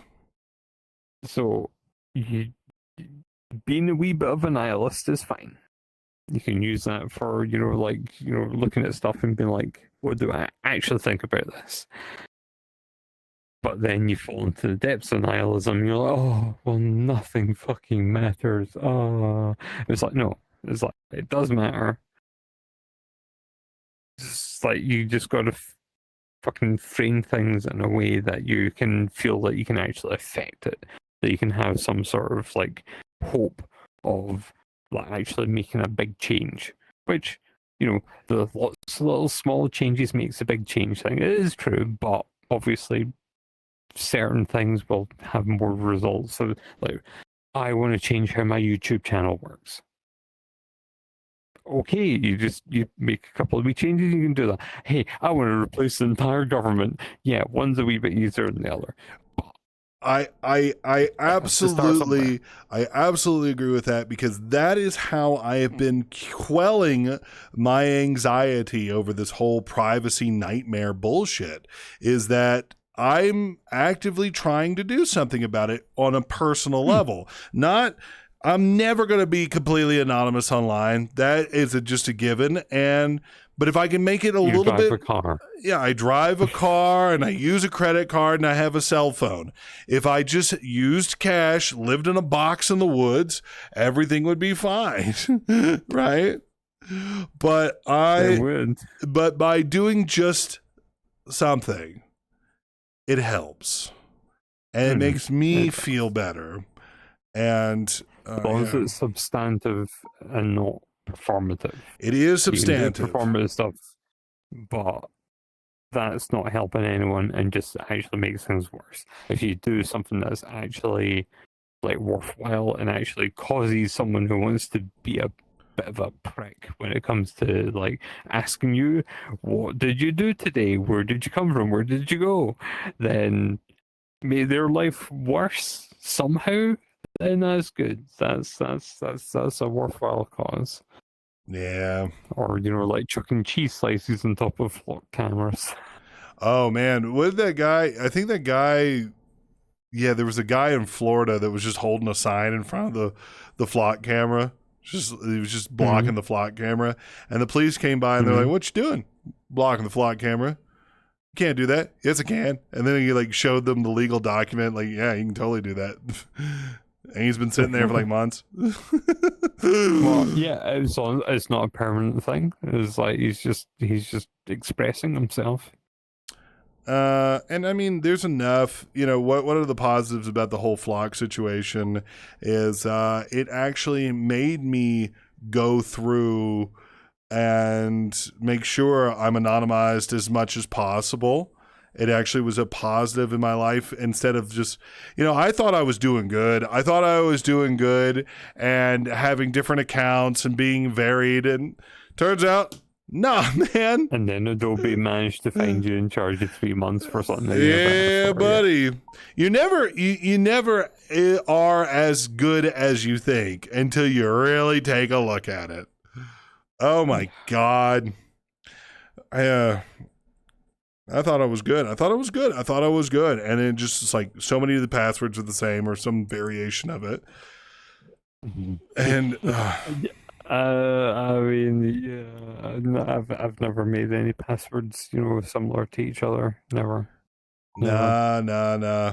So yeah, you got to use a password protector, and I have learned there are a few that are really good. Proton, Password, Bitwarden, or is it Bitwarden or is it BitLocker? It's Bitwarden. I can't remember the third one. BitLocker is Windows disk encryption service. Oh, right. Sorry. I have been using a password manager since 2013 or longer. But that was I used it for, I got to make sure I'm keeping track of these accounts, right? Not to anonymize myself, unfortunately. KeePass, there's many. I know Dashlane is bad. I know Dashlane is like really, really bad. Yeah. And there's 1Password on the Mac. That's good. I like 1Password. 1Password. I can't imagine. Yeah, there's a lot of there's a lot of different ones. I'm going into the Proton environment because it's just the only thing. I use Proton VPN, which is good. I use Proton VPN, Proton Mail. I've just kind of leaned into the whole environment. Because it's kind of like the only competitor. People have their issues with it, but overall, it's pretty secure in my opinion. Well, they have had audits, and they have proven that they don't have information on all the people who use their service. And I forgot.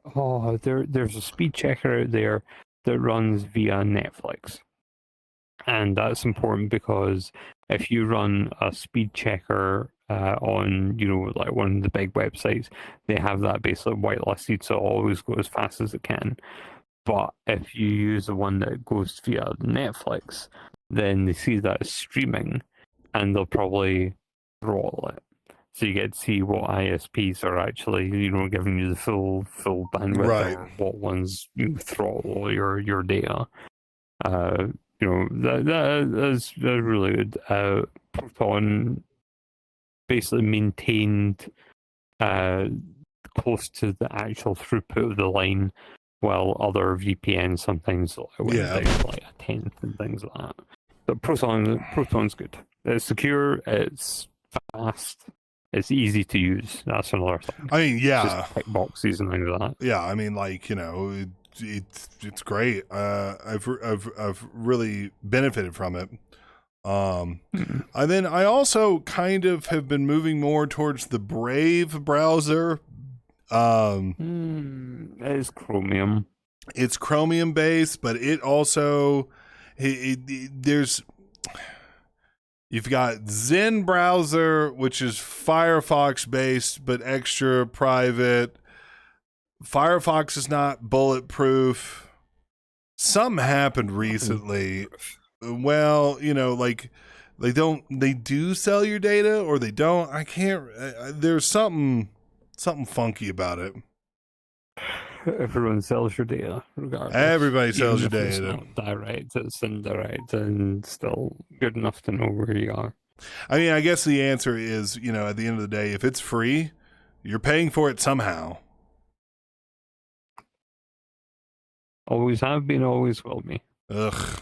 Ugh. How does company keep the lights on? They gotta charge you for something. Yeah. But you know what the weird thing is from Proton is they have a little AI large language model built into their little ecosystem.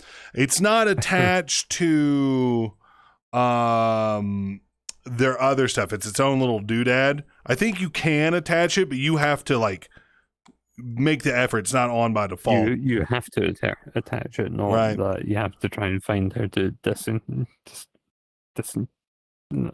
Engage, not disengage. detach it. Yeah, detach it.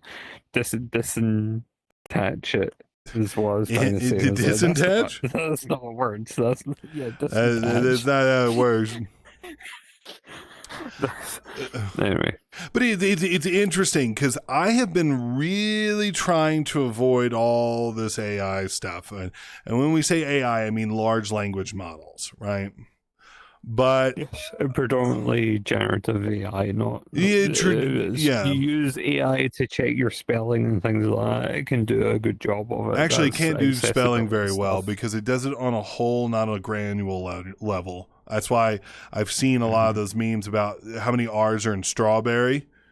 And the AI is like, it's eight R's are in strawberry because the AI's large language model is not working on it's not working on a granular letter. It's not doing it letter by letter. It's just doing it by the word or by the idea. But now that I've got access to one that is, for all intents and purposes, private. So it's not leaking your fucking bullshit. And I'm not asking it much, but I'm like, okay. And I think it's called Lumo. It's got a little cat. It's a little cat. I was like, all right, fine. Fuck it. Let's use it. I want, the sponge with the happy face on it called Scrub Daddy. Scrub me, daddy. No? Scrub me link. It's a sponge that gets hard. It gets hard when it's cold and soft when it's warm, and it's great. It's not a steel wool brush. It is a sponge, so it's pretty effective. But I had Lumo, the AI chatbot. I was like, all right, fine, fuck it. Where can I buy the biggest bulk of them? I wonder where this is going. I know. Well, I just want to give you context, and apparently that's me being silly. So anyway, Lumo and sponges. Yeah. So Lumo sponges. I didn't Google it. Googling is a verb I shouldn't be using anymore. But I was like, all right, where's the cheapest one I can go get? And I had it scan the internet, found me the link, and then I went and checked every other source, and yeah, it was right. So I mean, that was kind of cool. Yeah. It's like searching using Google Gemini search or similar. It takes the same energy as you doing 3 searches for it to generate the response, which is fine. If it can find you the information, what would take you an entire night of searching, it can find it, then that's a net benefit. However, training, and then also, the fact that it offers up AI summary and things, regardless of what you search for all the fucking time, then you search 3 times and it searches 3 times basically, then that's where you get the big fucking deficit in what we're using, aka Right. planet. Well, because I'm also, fucking and I'm trying really hard not to use the AI overview. I usually turn it off if it's available, but sometimes you search something on a different search engine or whatever, and it comes up, or in a private browser, and I end up reading it, and that's bad. It's bad that it's the first thing I read, and I go, oh, okay, let me go read the next link down, or the link after that, So I just don't trust it. But I don't know. I don't know how to use it effectively, because it is a tool at the end of the day. yeah, it's like the problem that's like paragraph you copy paste and everything, and then you get questions to try and beat back the absolute nonsense that AI models just can't get out. Well, and then for a while there, and I don't know if it's still the case, but you could, if you just type a curse word into the search, like, where's the next fucking closest Taco Bell, it'll just like not do it. I use DuckDuckGo. I use DuckDuckGo a lot. Results. It's like I tried to use Google Data Work. Yeah. I could not find what I was looking for. Search for the same term in DuckDuckGo. Link there. That's another one before. Well, and then like some developer of Google search says, well, if you make the search shittier, then the people stay on the site longer. And that's what they want. And so that's what they've done. Growth of people using the platform plateaus because you don't have any more people using the platform. So all they do is make it so you have to search for the same thing 3 times as much. Oh, look, perpetual growth. Perpetual growth. And like, it's like, we are, we're in late stage capitalism. Like, you can't get any bigger. Mm-hmm. Like, what are you going to do? Mm-hmm. What are you going to do? What are you going to do? What are you going to do? Oh, what? About America? I don't fucking know. Do we just break apart? I don't know. Oh god, that's a big question. But like, let's say northwest and northeast separate from all of the rest of it. They're just going to end up like joining either each other or Canada or maybe all above, and then eventually you'll have an East-West Germany kind of situation where they'll make one half better by bringing the other half back into it. And then there'll be social change and everything. But I mean, expecting people in America to actually do something about the situation they're in. Well, I mean, very difficult. Right now, Very difficult. we're the reason why France is so hot. Well, we're all to blame for that, but Europe is heating up more because we've done a good job in reducing, fine particulates in the atmosphere, which are bad for it. But it also means that we don't have any global dimming to protect us. So Scotland in general, yeah, but Europe as a whole is warming up faster than America is because you still have a lot of pollution. Hooray, pollution! Beautiful coal. Actually, I did it. This one was not out of anxiety or any other reason, but I made a Corsi Rosenthal box. I know you don't know what that means because I didn't know either. It's an air filter that's better than the ones you can buy at the store.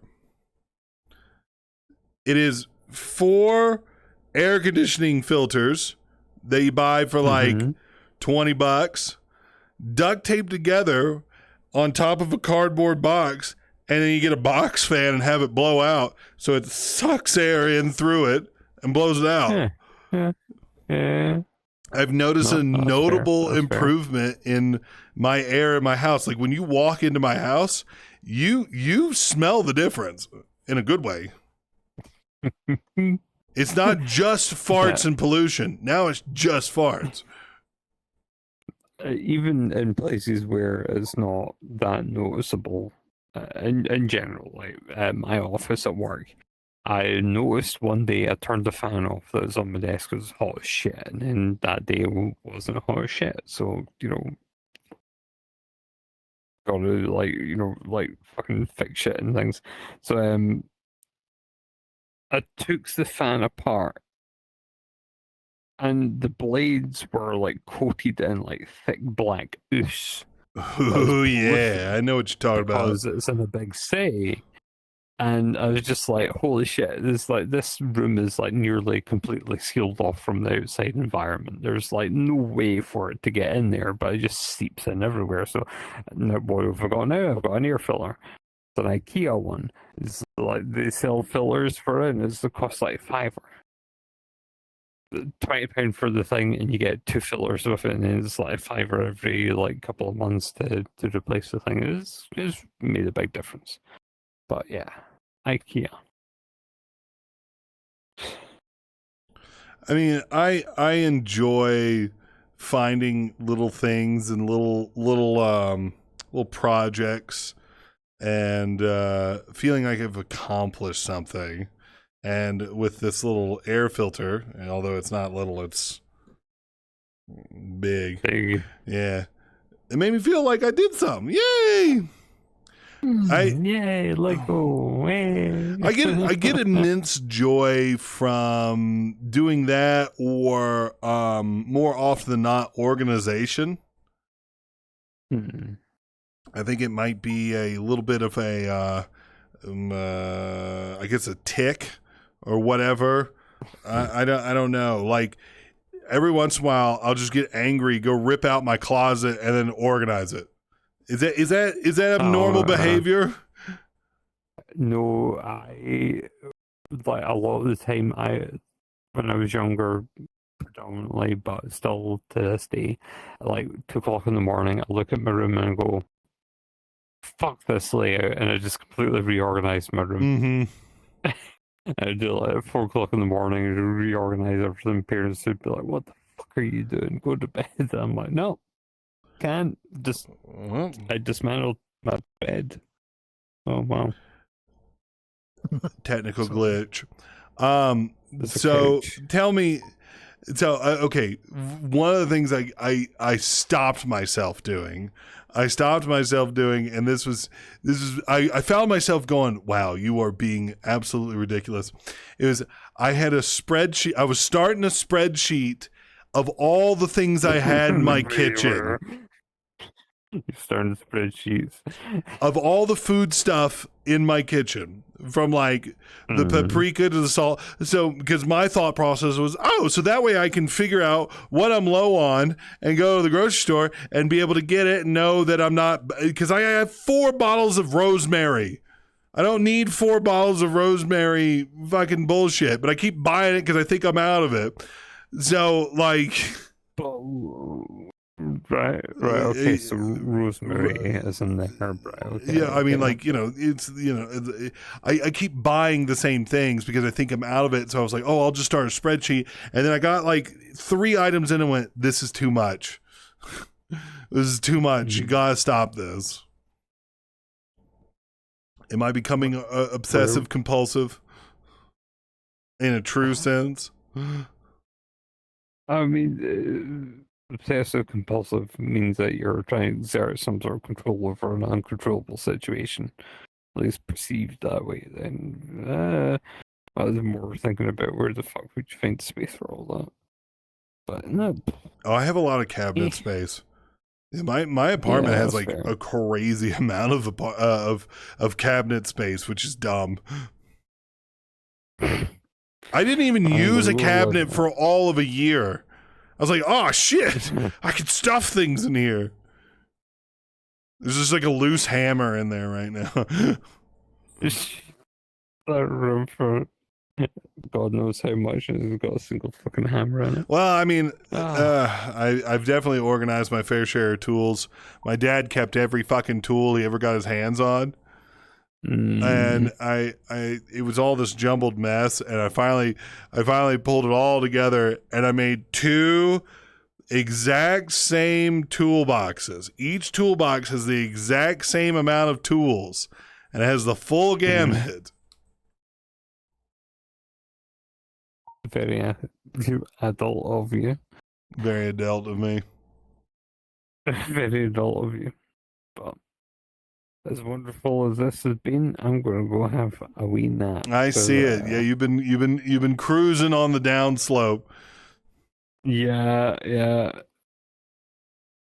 All I've got to say is, shut the fuck up. What do you say to the police, Tim? Go fuck yourself, pig. No. Shut the fuck up. I want a lawyer. I want, yeah. There you go. That's a good one. But anyway, high five. No. It's how he shows he loves me. Anyway, Profist. Oh, shit. Excuse me. Ah. You can see it on the chairs too. Oh my god. Oh, How far? Oh. We turned over Excuse the me. leaf. Hello. excuse you. Hello, I'm Foxy Boy now. Hello, I'm gonna talk about my cell phone. Did you know that I bought a cell phone that has Graphene OS? Did you know that there is some guy that is being sued for having Graphene OS? He's pretty wild because he has a butthole that is all hidden, and now the government is losing their shit over Yes, it. Ethan's That was the first mistake. It's like they can just take a nice little, a little drawing of his butthole, but no, they had to take the pictures from before.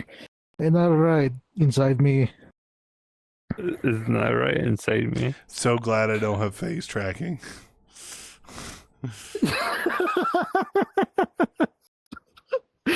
Let's make this as awkward as possible before I go to my bed. Yes.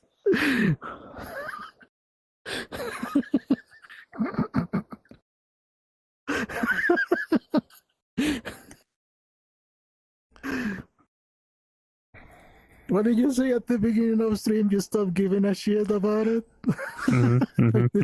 Oh, sorry, prime I example can't of it. see what amalgamous mass I'm talking to because there's a big breast in my way. Oh, there you are, Would you there like you are. to have some Hi. titties? Good night. Yes. Good night. Okay. You going to bed?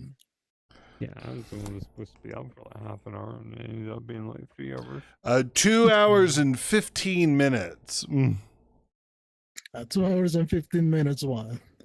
Well, that's how long That's I longer was than speaking normally. to Oatcake. Because I'm Mhm. only streaming 3 hours. I only have 45 minutes left. Oh, there you go. Well, I didn't manage to make it. Sorry, man. Good night. Yeah, you're all right. Thanks for having me. Wait, that's your show.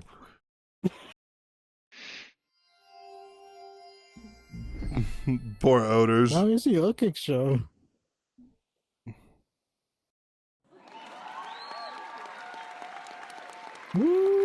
Woo! How you doing, Tim? I'm doing all right. I'm very thirsty and fucking tired because I haven't slept in like 24 hours. Why don't you How go you to been? sleep, you dumb fuck? Because I got that fucking TV strapped to my face. You think that's gonna help me sleep? I don't know. A lot of people fall asleep in VR. I've only done it like a handful of I- times. I've actually tried sleeping in VR the first time I around it just to see how easy it was.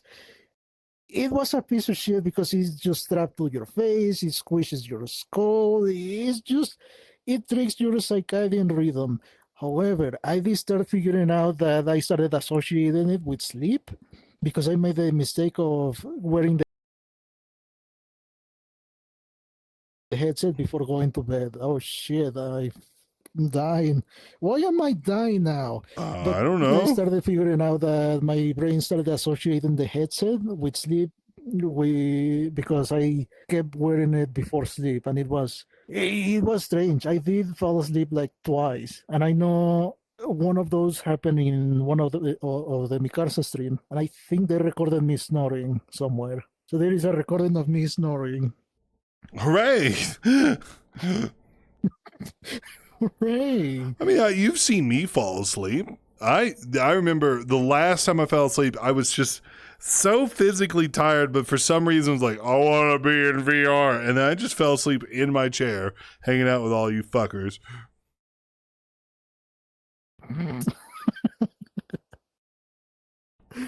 I have that picture somewhere around, but yeah.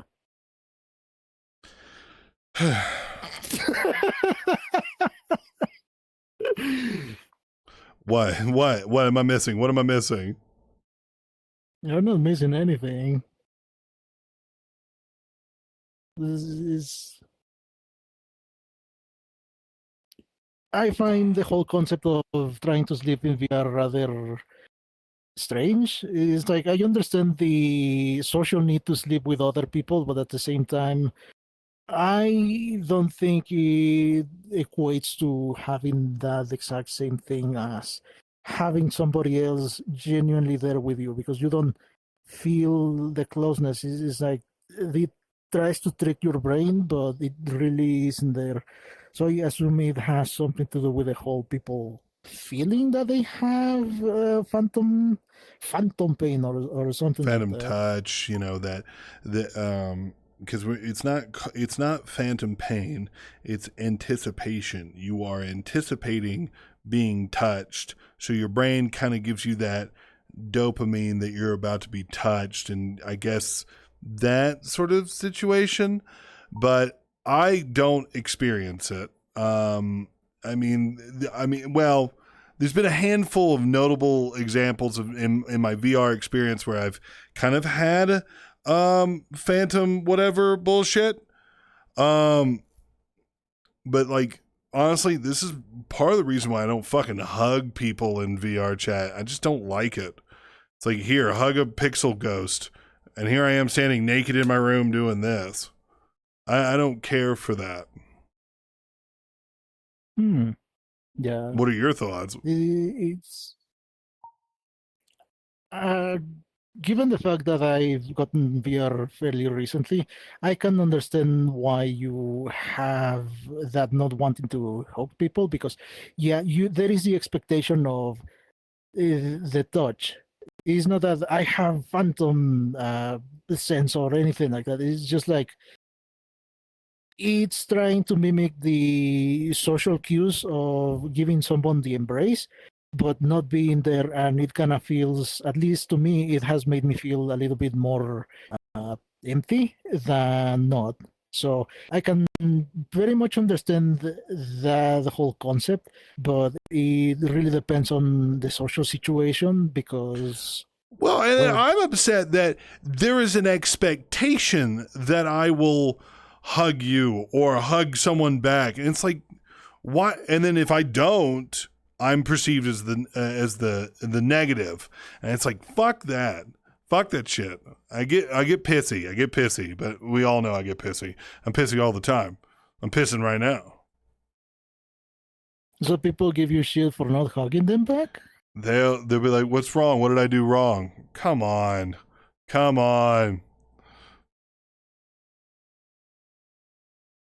You know it. Try it. When you go into a social situation, they're like, where's my hug? First of all, don't be friends with that person because they're weird.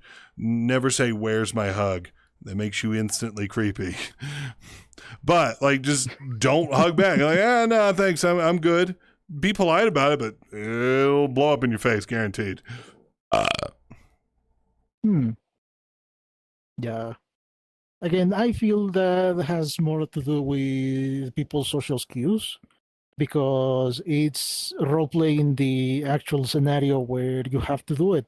So to some people, it equates to genuinely being told no, because it is like, okay, I would like to have the emotional reciprocity of me asking you for a hug, but you saying no is like, well, it doesn't really make sense to them, because, well, it's a ghost hug. So why no exactly? So it's like it may confuse them and that make them angry over it. That's my guess. I don't know what people or what experiences have you had with that. It's like, at least to me, if I were to get upset over that, I feel that that would be my line of thought. It is like, well, why does it matter? Why does it matter that you don't want to have it? Why don't you want to engage in the simulated role play of embracing each other? Yeah, role play in this in this environment is weird. I mean, it makes me think about all those people with their fake families, you know, in VR chat. I'm phantom pregnant. Those those are individuals. Hi there, Raiders. I I'm don't wanna say Fippa, the it's robot that common, runs this but place. you can Thanks tell so that much for coming they- in. are craving something that they don't probably have in their lives, or maybe they just haven't figured that one out by themselves, and they're not socially Adept at figuring it out. Speaking of socially adept, hi Luna Takoyaki, thank you for the raid. I appreciate you coming in here. We're just talking shit. We were discussing that I am phantom allergic to got to be original here, grapes. grapes. You know, the things I on mean, the you are a fox at you're Oh, a wait. fox at the end of the day. Oh shit! Can foxes not eat grapes? Because I know they're toxic to dogs, No. but foxes run on cat OS. Yeah, humans are surprisingly resilient to many poisons. Grapes is one of them. Alcohol, cigarettes. Alcohol and caffeine. Why is poison so goddamn tasty? Have you drank antifreeze? It is magnificent. I mean, if you ever had ice cream with antifreeze, it's just it hits different because it's just cold enough and it has that tingling flavor just after you have it, and it is like. And if they don't want us to baby. drink Fabuloso floor cleaner, then why do they make it look so good?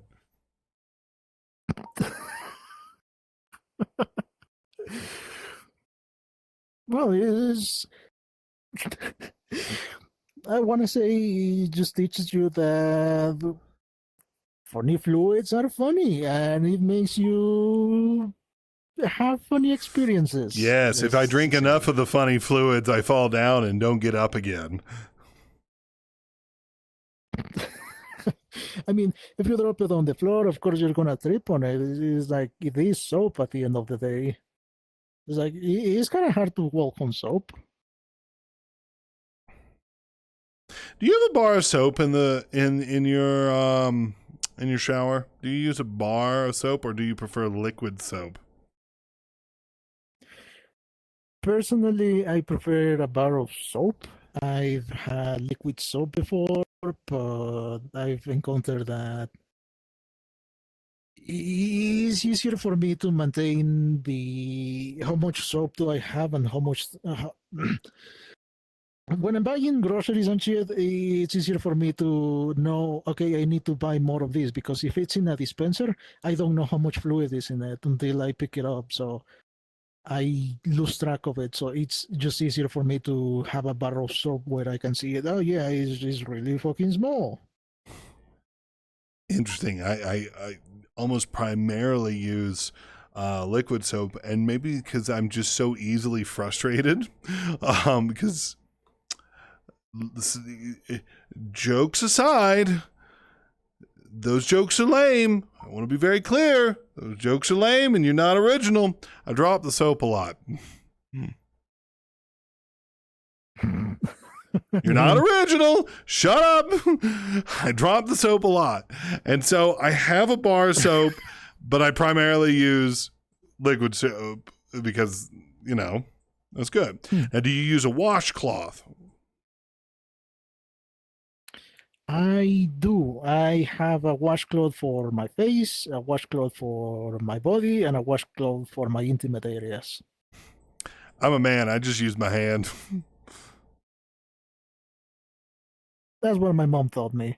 It's like I have a weird sense of okay, I'm gonna get all weird and strange about how to say it, diseases. You gonna get So diseases? growing up in yeah, you can get diseases like if you fucking brush your ass with it and then you brush your face, you're gonna get pink eye, and this is not even a joke. This is how many people actually get pink eye because they don't wash themselves the proper way and the Okay. Yes. So I wash my ass with my hand. However, I wash my hand after I wash my ass. Right? But in what order? Algorithmically Oh, speaking, That's whatever the important. worst order is. we have no idea what's Whatever happening. you deem as Thanks the for worst being here. order, for sure. Like, I think what I do is like I wash my ass with soap, and then I take that hand and then I kind of dig in my teeth a little, and then my eyes, and then I wash my hands. I found out there's a gross large amount of men and women that don't wipe themselves.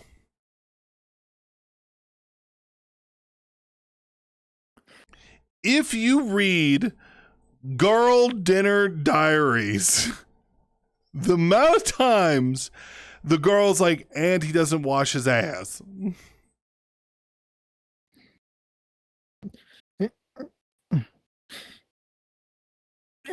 Forgive me if I'm gross. This might be a little bit of TMI, but I've had my ass filthy before. It's like I Sure. think we all have. Yeah. At some point in our lives, we all had our asses dirty. I hate the feeling of it.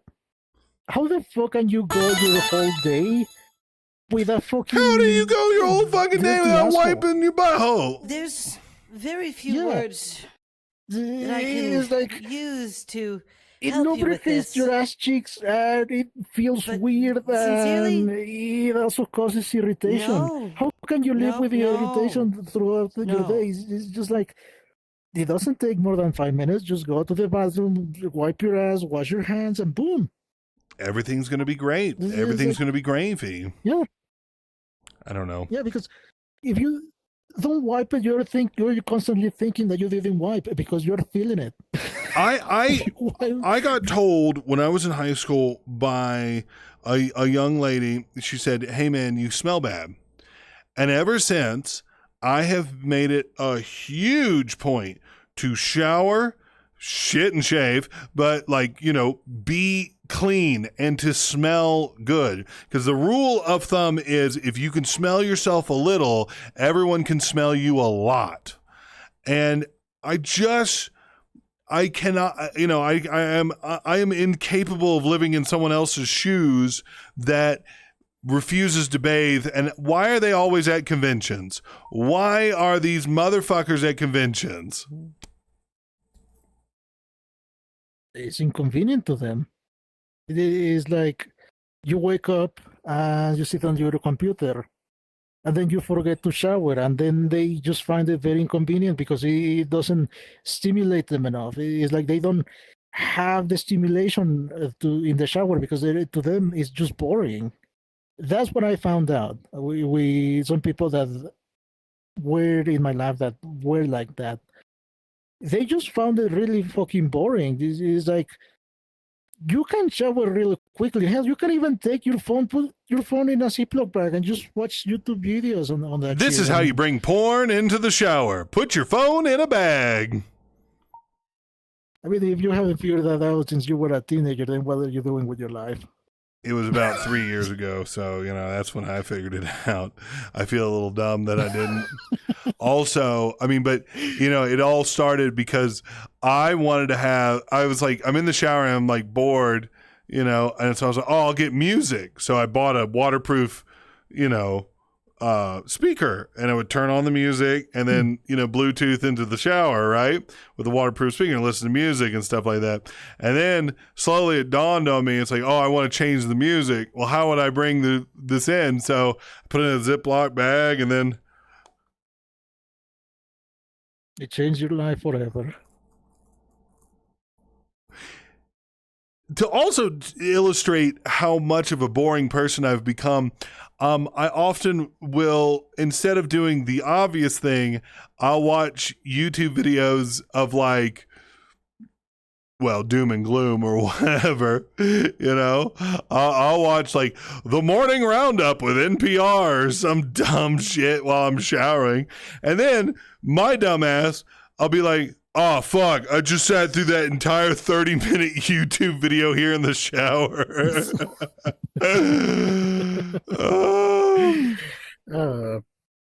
I've done that. I've done that.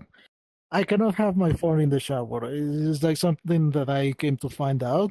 It's like, at least to me, the shower is stimulating enough where I don't need my phone. Maybe if I'm taking a shit, I will, but afterwards, I don't really need it. And even then, I still take a lot of time because I'm just thinking about a bunch of shit. It's like, oh, what if I do this and that, and oh, it wouldn't be cool if I figure this out, or if I'm working on something, I'm just like, okay, if I do it this way, then this way, then this way, then it just constantly keeps me thinking of things while I'm in the shower. Oh yeah, I overthink in the shower all the time. I absolutely do. I have my best arguments that I totally win every single time in the shower. Let me check on this chat. Let's see. Bunch of bullshit. Takoyaki, random question. How do you switch from... I used a pin system in VR. This is all basic VR capabilities. Yeah.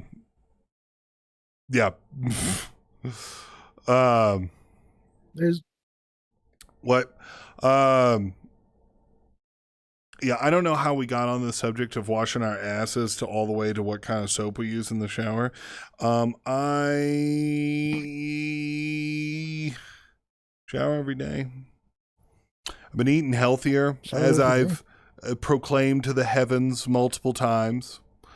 And one of the horrible things about eating healthier and eating a lot of fiber is you shit more often.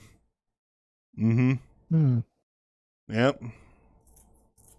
I mean, being healthy depends is on the types dumb. of shit. Being healthy is dumb because when I was eating like garbage on a regular basis, my energy levels were kind of always even keel, he says anecdotally. But now that I've been eating healthy, if I eat unhealthy once, it could potentially fuck up my whole day or the next day. Yeah. Yeah. There is a reason for that. Don't quote me on it. It has to do with how the way the body stores energy. So it actually pulls away energy because it understands that that type of food is food to keep safe, like to save up. So it doesn't really translate that food, that shitty food that you're eating, because it's way too efficient. That's the problem with fast food and all that shit. It's not that it's bad for you; it's that it's too efficient for your body. It's like having a little bit. It's enough. It's enough for your whole day. It increases your calories and shit. The problem is that it's not balanced, which is why everybody always suggests to have a balanced meal, to have veggies, to have different types of meals as your days go. Because that way you get the proper amount of minerals and shit for your body to feel healthy. But if you just start eating like shit, then your body just stores that. And it thinks, okay, if we're eating like shit, we probably should keep ourselves in low energy, and that triggers that. Don't quote me on it. On the rest of it, yes, but don't quote me on Okay, the- absolutely not on the quote trilogies. you on this because you are a licensed nutritionist. Is that what I'm hearing? Yes. Okay, Yes, just making I sure. started Just being hard making about it. sure. No, it's. I agree with you. I believe, if anything, a well-educated guess, right? So, I mean, I'm sure there's Yeah. whatever. I ate 3 hot dogs one time in the last week. My next day was fucked.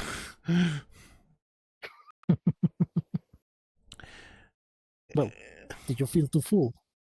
No. I mean, it was not like if I want to eat hot dogs, I'm a big, large man. I can easily crush at least 20 hot dogs. No buns. No, don't even heat them up. Just let me him in down, okay? It'll be good. No, I mean, it's bizarre that I've had to change my whole diet structure, and it's not for wanting to be healthy. Is I want the energy. Excuse me. I want the energy. I wanna feel good. And that's all I want.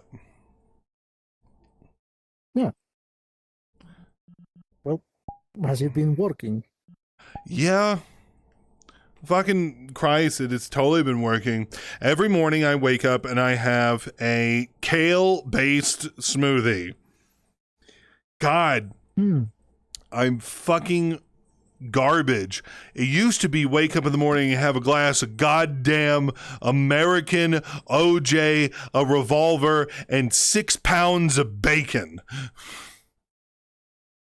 You gotta have your daily dose of your daily intake of lead. You can say suicide on Twitch. It's unrelated. I'm just saying it's okay. I watched it. Well, I was making. Yeah, I think we had that conversation. I think we had that conversation the other day. It was like, oh yeah, you can say things. It's okay. You don't have to censor yourself unless you're on TikTok. Just don't be sad. Just don't be sad. Do. Okay.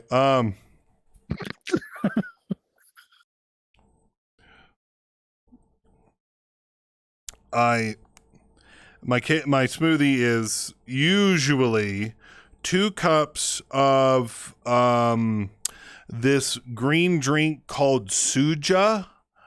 I'm sure there are equivalents of it, but it's a blend of different vegetables, all into one juice. You know, I use it as my base. I have 2 cups of chopped frozen kale, right? And then blueberries and some sort of frozen fruit.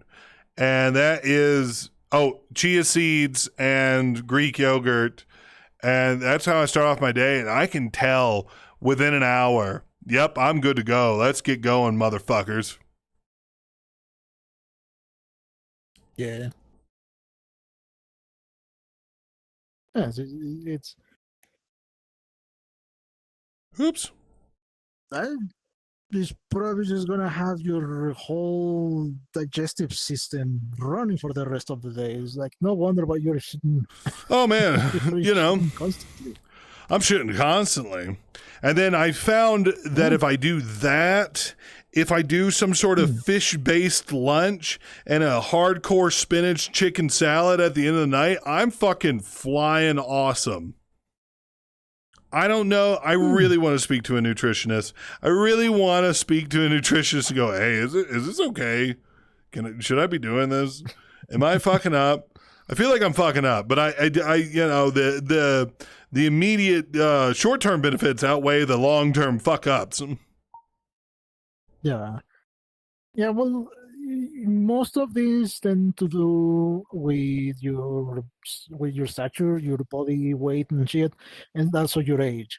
So if it's making you feel good and you're eating enough and you don't really feel anything that would make you feel like shit, say for example you stand up a little bit too fast and you start feeling dizzy, that usually means that you have low iron.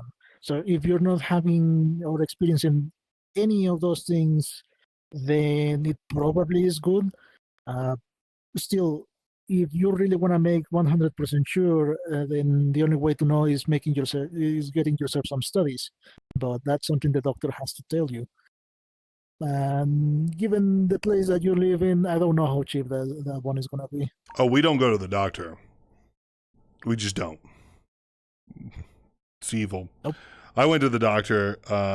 Actually, I did go to the doctor. I have health insurance. I get like so many doctor visits a year for like $35 a visit, which is dumb. But I went to the doctor and I said, "Hey, am I dying?" And he did all this stuff, and he went, "Nah, fuck, It's full of farts. I'm just gassy." And even then, after, the first visit, which was like, "You're gassy, stop it." Second visit, he was like, "Yeah, there's nothing wrong with you, fucker. Why did you come in? You wasted my time." That's not what he said, but that's how I felt. I don't know. I feel doctors have a love-hate relationship with people that do that, because you're wasting their time, but at the same time, they're probably glad that it's an easy one and they don't have to lose their shit. But at the same time, they're expecting themselves to lose their shit. So it's like, fuck, no, I'm frustrated that I didn't have to lose my shit. So it makes sense. My health insurance also covers a chiropractic visit, up to 5 a year. And I kind of want to do it, and I kind of don't. Because being a chiropractor is not as it's not as rigorous as becoming like a dentist, a doctor, or anything else in between. And it kind of feels like, if you go to the wrong one, they could potentially hurt you. It's the chiropractor is not a real doctor. No. I'm sorry to say, but the chiropractor is not a real doctor. He's never going to help you with anything. If anything, he's just a glorified, what's the name for that? Bone. Someone that helps you with exercises. Physical therapist. Oh, yeah. He's just a glorified physical therapist that doesn't have the... Because a physical therapist can actually be a well-licensed professional, but don't go to an actual... They what I would recommend, and I have a lot of experience with it, is massage therapy. Because if they start to hurt you, you'll know immediately. Instead of with a chiropractor, he goes, "Crack. All right, come back and see me in 6 months." And then you walk out all crooked, and then slowly you become a ball of a fuck. Massage therapy is great. I 2 or 3 months ago, went to a massage therapist and I spent like $80, and I was like, fine, fuck it, I needed this. And I did shiatsu, deep tissue massage. And this lady, fucking 350 pounds, 4'2", just got on me and went wham, and like got in there real deep and fucked up, and like really, really made me hurt, right? And I was like, yes, hurt me. And then I walked out of there all bruised up. 2 days later, I could probably I could have done contortionist shit. I felt so good. Have you done massage therapists like that? I don't like being touched.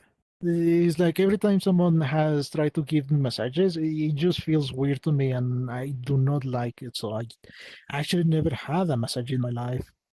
It's something I don't want to try just because, I don't want to know if it genuinely does help, because I know it does help. It's like you, for example, have good things to say about those things. So it has some grounds on it, but at the same time, it's just not something I really feel comfortable with, and I haven't really taken the time to find somewhere to look for that because of that. Because it's just like, if I'm gonna be uncomfortable, why would I be looking for it? But I wanna try it, so if it happens, type of thing.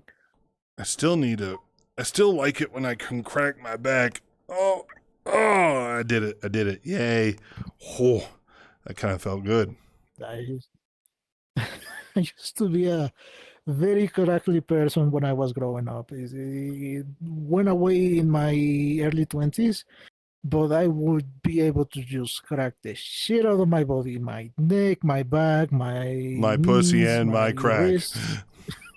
pussy and my crack, everything cracked.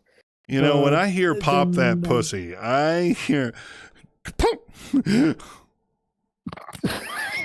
pop it like a glow stick. You know, I popped my penis like a glow stick once, and well, needless to say, they had to remove it. That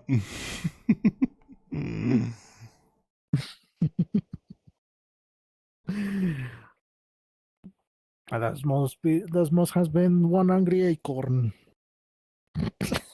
I think it's important to be self-deprecating, especially in the crotch area, because the moment you go, "Oh, my dick is so big," I don't think you're actually packing anything. And I also still don't understand why we say he's got big balls, like he's brave, or I don't know, foolhardy, because the balls are the most sensitive things.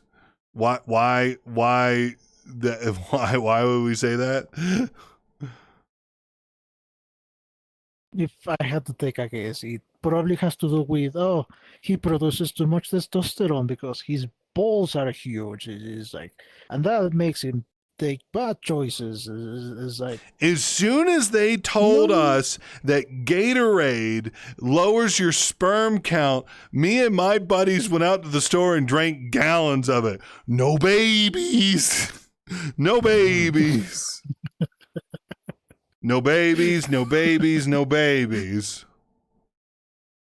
I stopped jizzing milk and I jizzed Gatorade, the real man. Yeah, I jizz a lot of Gatorade, the yellow kind. Don't get it confused for anything else. I mean, it is Gatorade. Putting the So gay in it's Gatorade. Gay in Gatorade. Gay in Gatorade.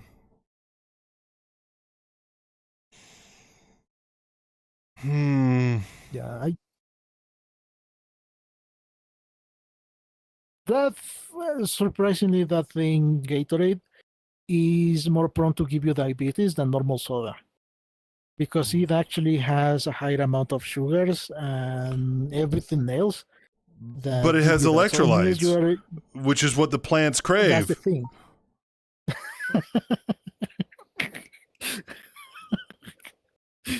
It is what the plants crave, but that's the thing. It's plant food. It's not human food. It hurts that idiocracy is just, it's so it's so apropos these days. It's spot on. It's spot on. I know that I complain about America, and I'm sure the internet as a whole complains about America, but how's Mexico? In one regard. Well, how is it politically? Do you Yeah, feel doom and gloom coming around the corner? Like, what's up? Many people do, just because political shit that is happening. Basically, we had our very own Trump-esque person take power, but instead of being right-wing, he's super left-wing. And you would think, oh, that's a good thing because they're progressive. And yeah, I will admit they have done a lot of good. They have done a lot of social things. They give a lot of free money. Hell, I've even been helped by the government.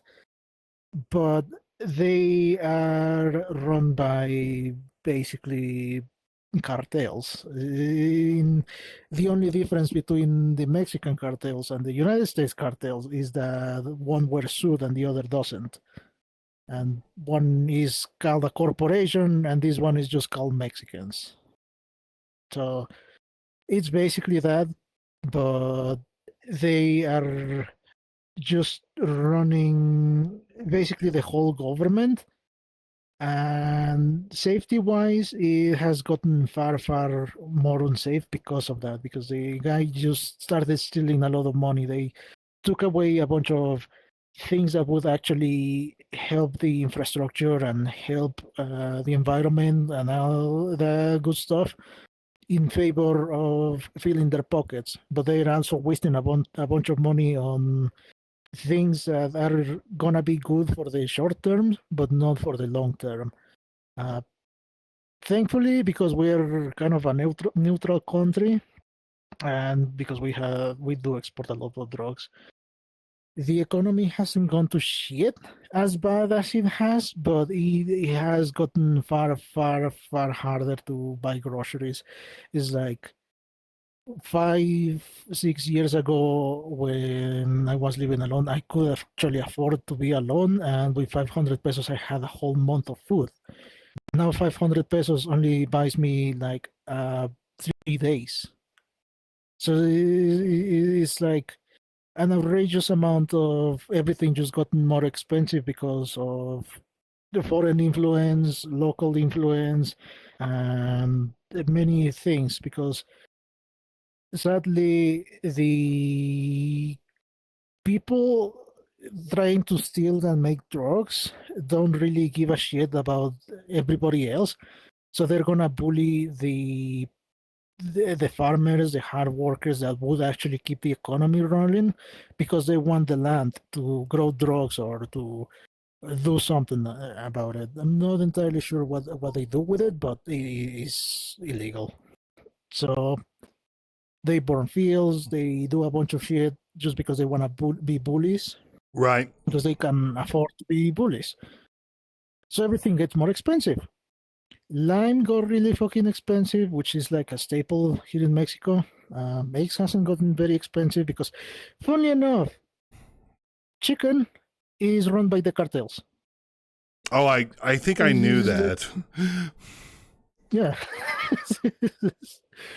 it probably was their most prominent money laundering scheme, like in 2017, 2018, to just run a bunch of chicken farms and just roll with eggs and roll with chicken, and they would pay truck drivers and shit that would drive chicken, and they would be like, yeah, they're paying me and they're protecting me. Fuck everybody. Fuck the cops. Fuck everything else.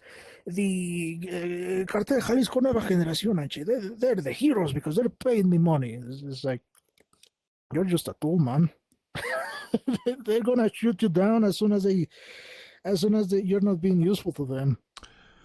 10 years ago, I would have said all the propaganda is false, because unless you actually went to places that were genuinely dangerous, like the north, the contested places that are being fought for by the narcos, yes, it was that bad. Nowadays, just stick to the safer places. Nuevo León, Mexico City, Cancun, Acapulco. No, not Acapulco, actually. Acapulco is also a really sad story, because it was one of the most prominent beaches here in Mexico. Mm-hmm. But then 2 hurricanes happened back to back. Oh, right. And the government did nothing. Yeah. It's like, before this government, we had the plan DN3 or DN3 plan, which is basically, we're going to send the army to help a bunch of people. And instead of, we're going to keep the peace. No, they were going to actually go help people, because they had the equipment to purify water, to give kitchens, they had mobile kitchens. They trained a bunch of people to rescue. The whole army was just a super glorified rescue. They just rescued people. That was the bread and butter of the Mexican army. It's like, yeah, you went to fight and you were prepared to shoot a gun if someone came to invade. But all the training came in the form of helping people in disasters, to the point that for a while we were the best people to help to help other countries when there were disasters. We helped the United States when the Hurricane Katrina which a bunch of Republicans got really fucking pissed that the Mexican army actually came to help. Yeah. Without guns, without anything, just with food. They were so mad. It's like, why would you be mad? Yeah. It's free stuff. It's free help. It's like, if I recall correctly, sorry. Well, no, I don't want to interrupt you, but our stream is ending here in the next 2 minutes, quite literally. But it is, it's interesting because, you don't get to hear, with Americans specifically, we're very insular. We only pay attention to ourselves. And so we forget that other countries exist. And we assume they're all caught up with all of our nonsense. So thank you very much for kind of elucidating on, a place I don't think about. I should, but I find myself not knowing. And this was something I do miss from living across the ocean from America was, I had a better grasp on world politics and how things were going, but I don't know. But anyways, I appreciate you talking with me today. Thanks for letting me be here.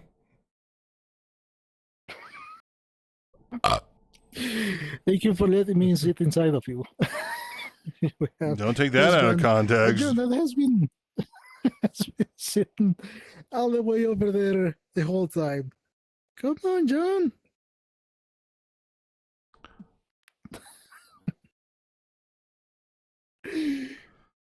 We've had a bit of an audience in the background this whole stream. I don't know if I was the one that allowed him in or not. Yeah, most likely. But anyways, it's been good. Thank you all so much for being here this evening. Goodbye, good night, au revoir, arrivederci, goodbye forever. Hasta luego. We'll see you next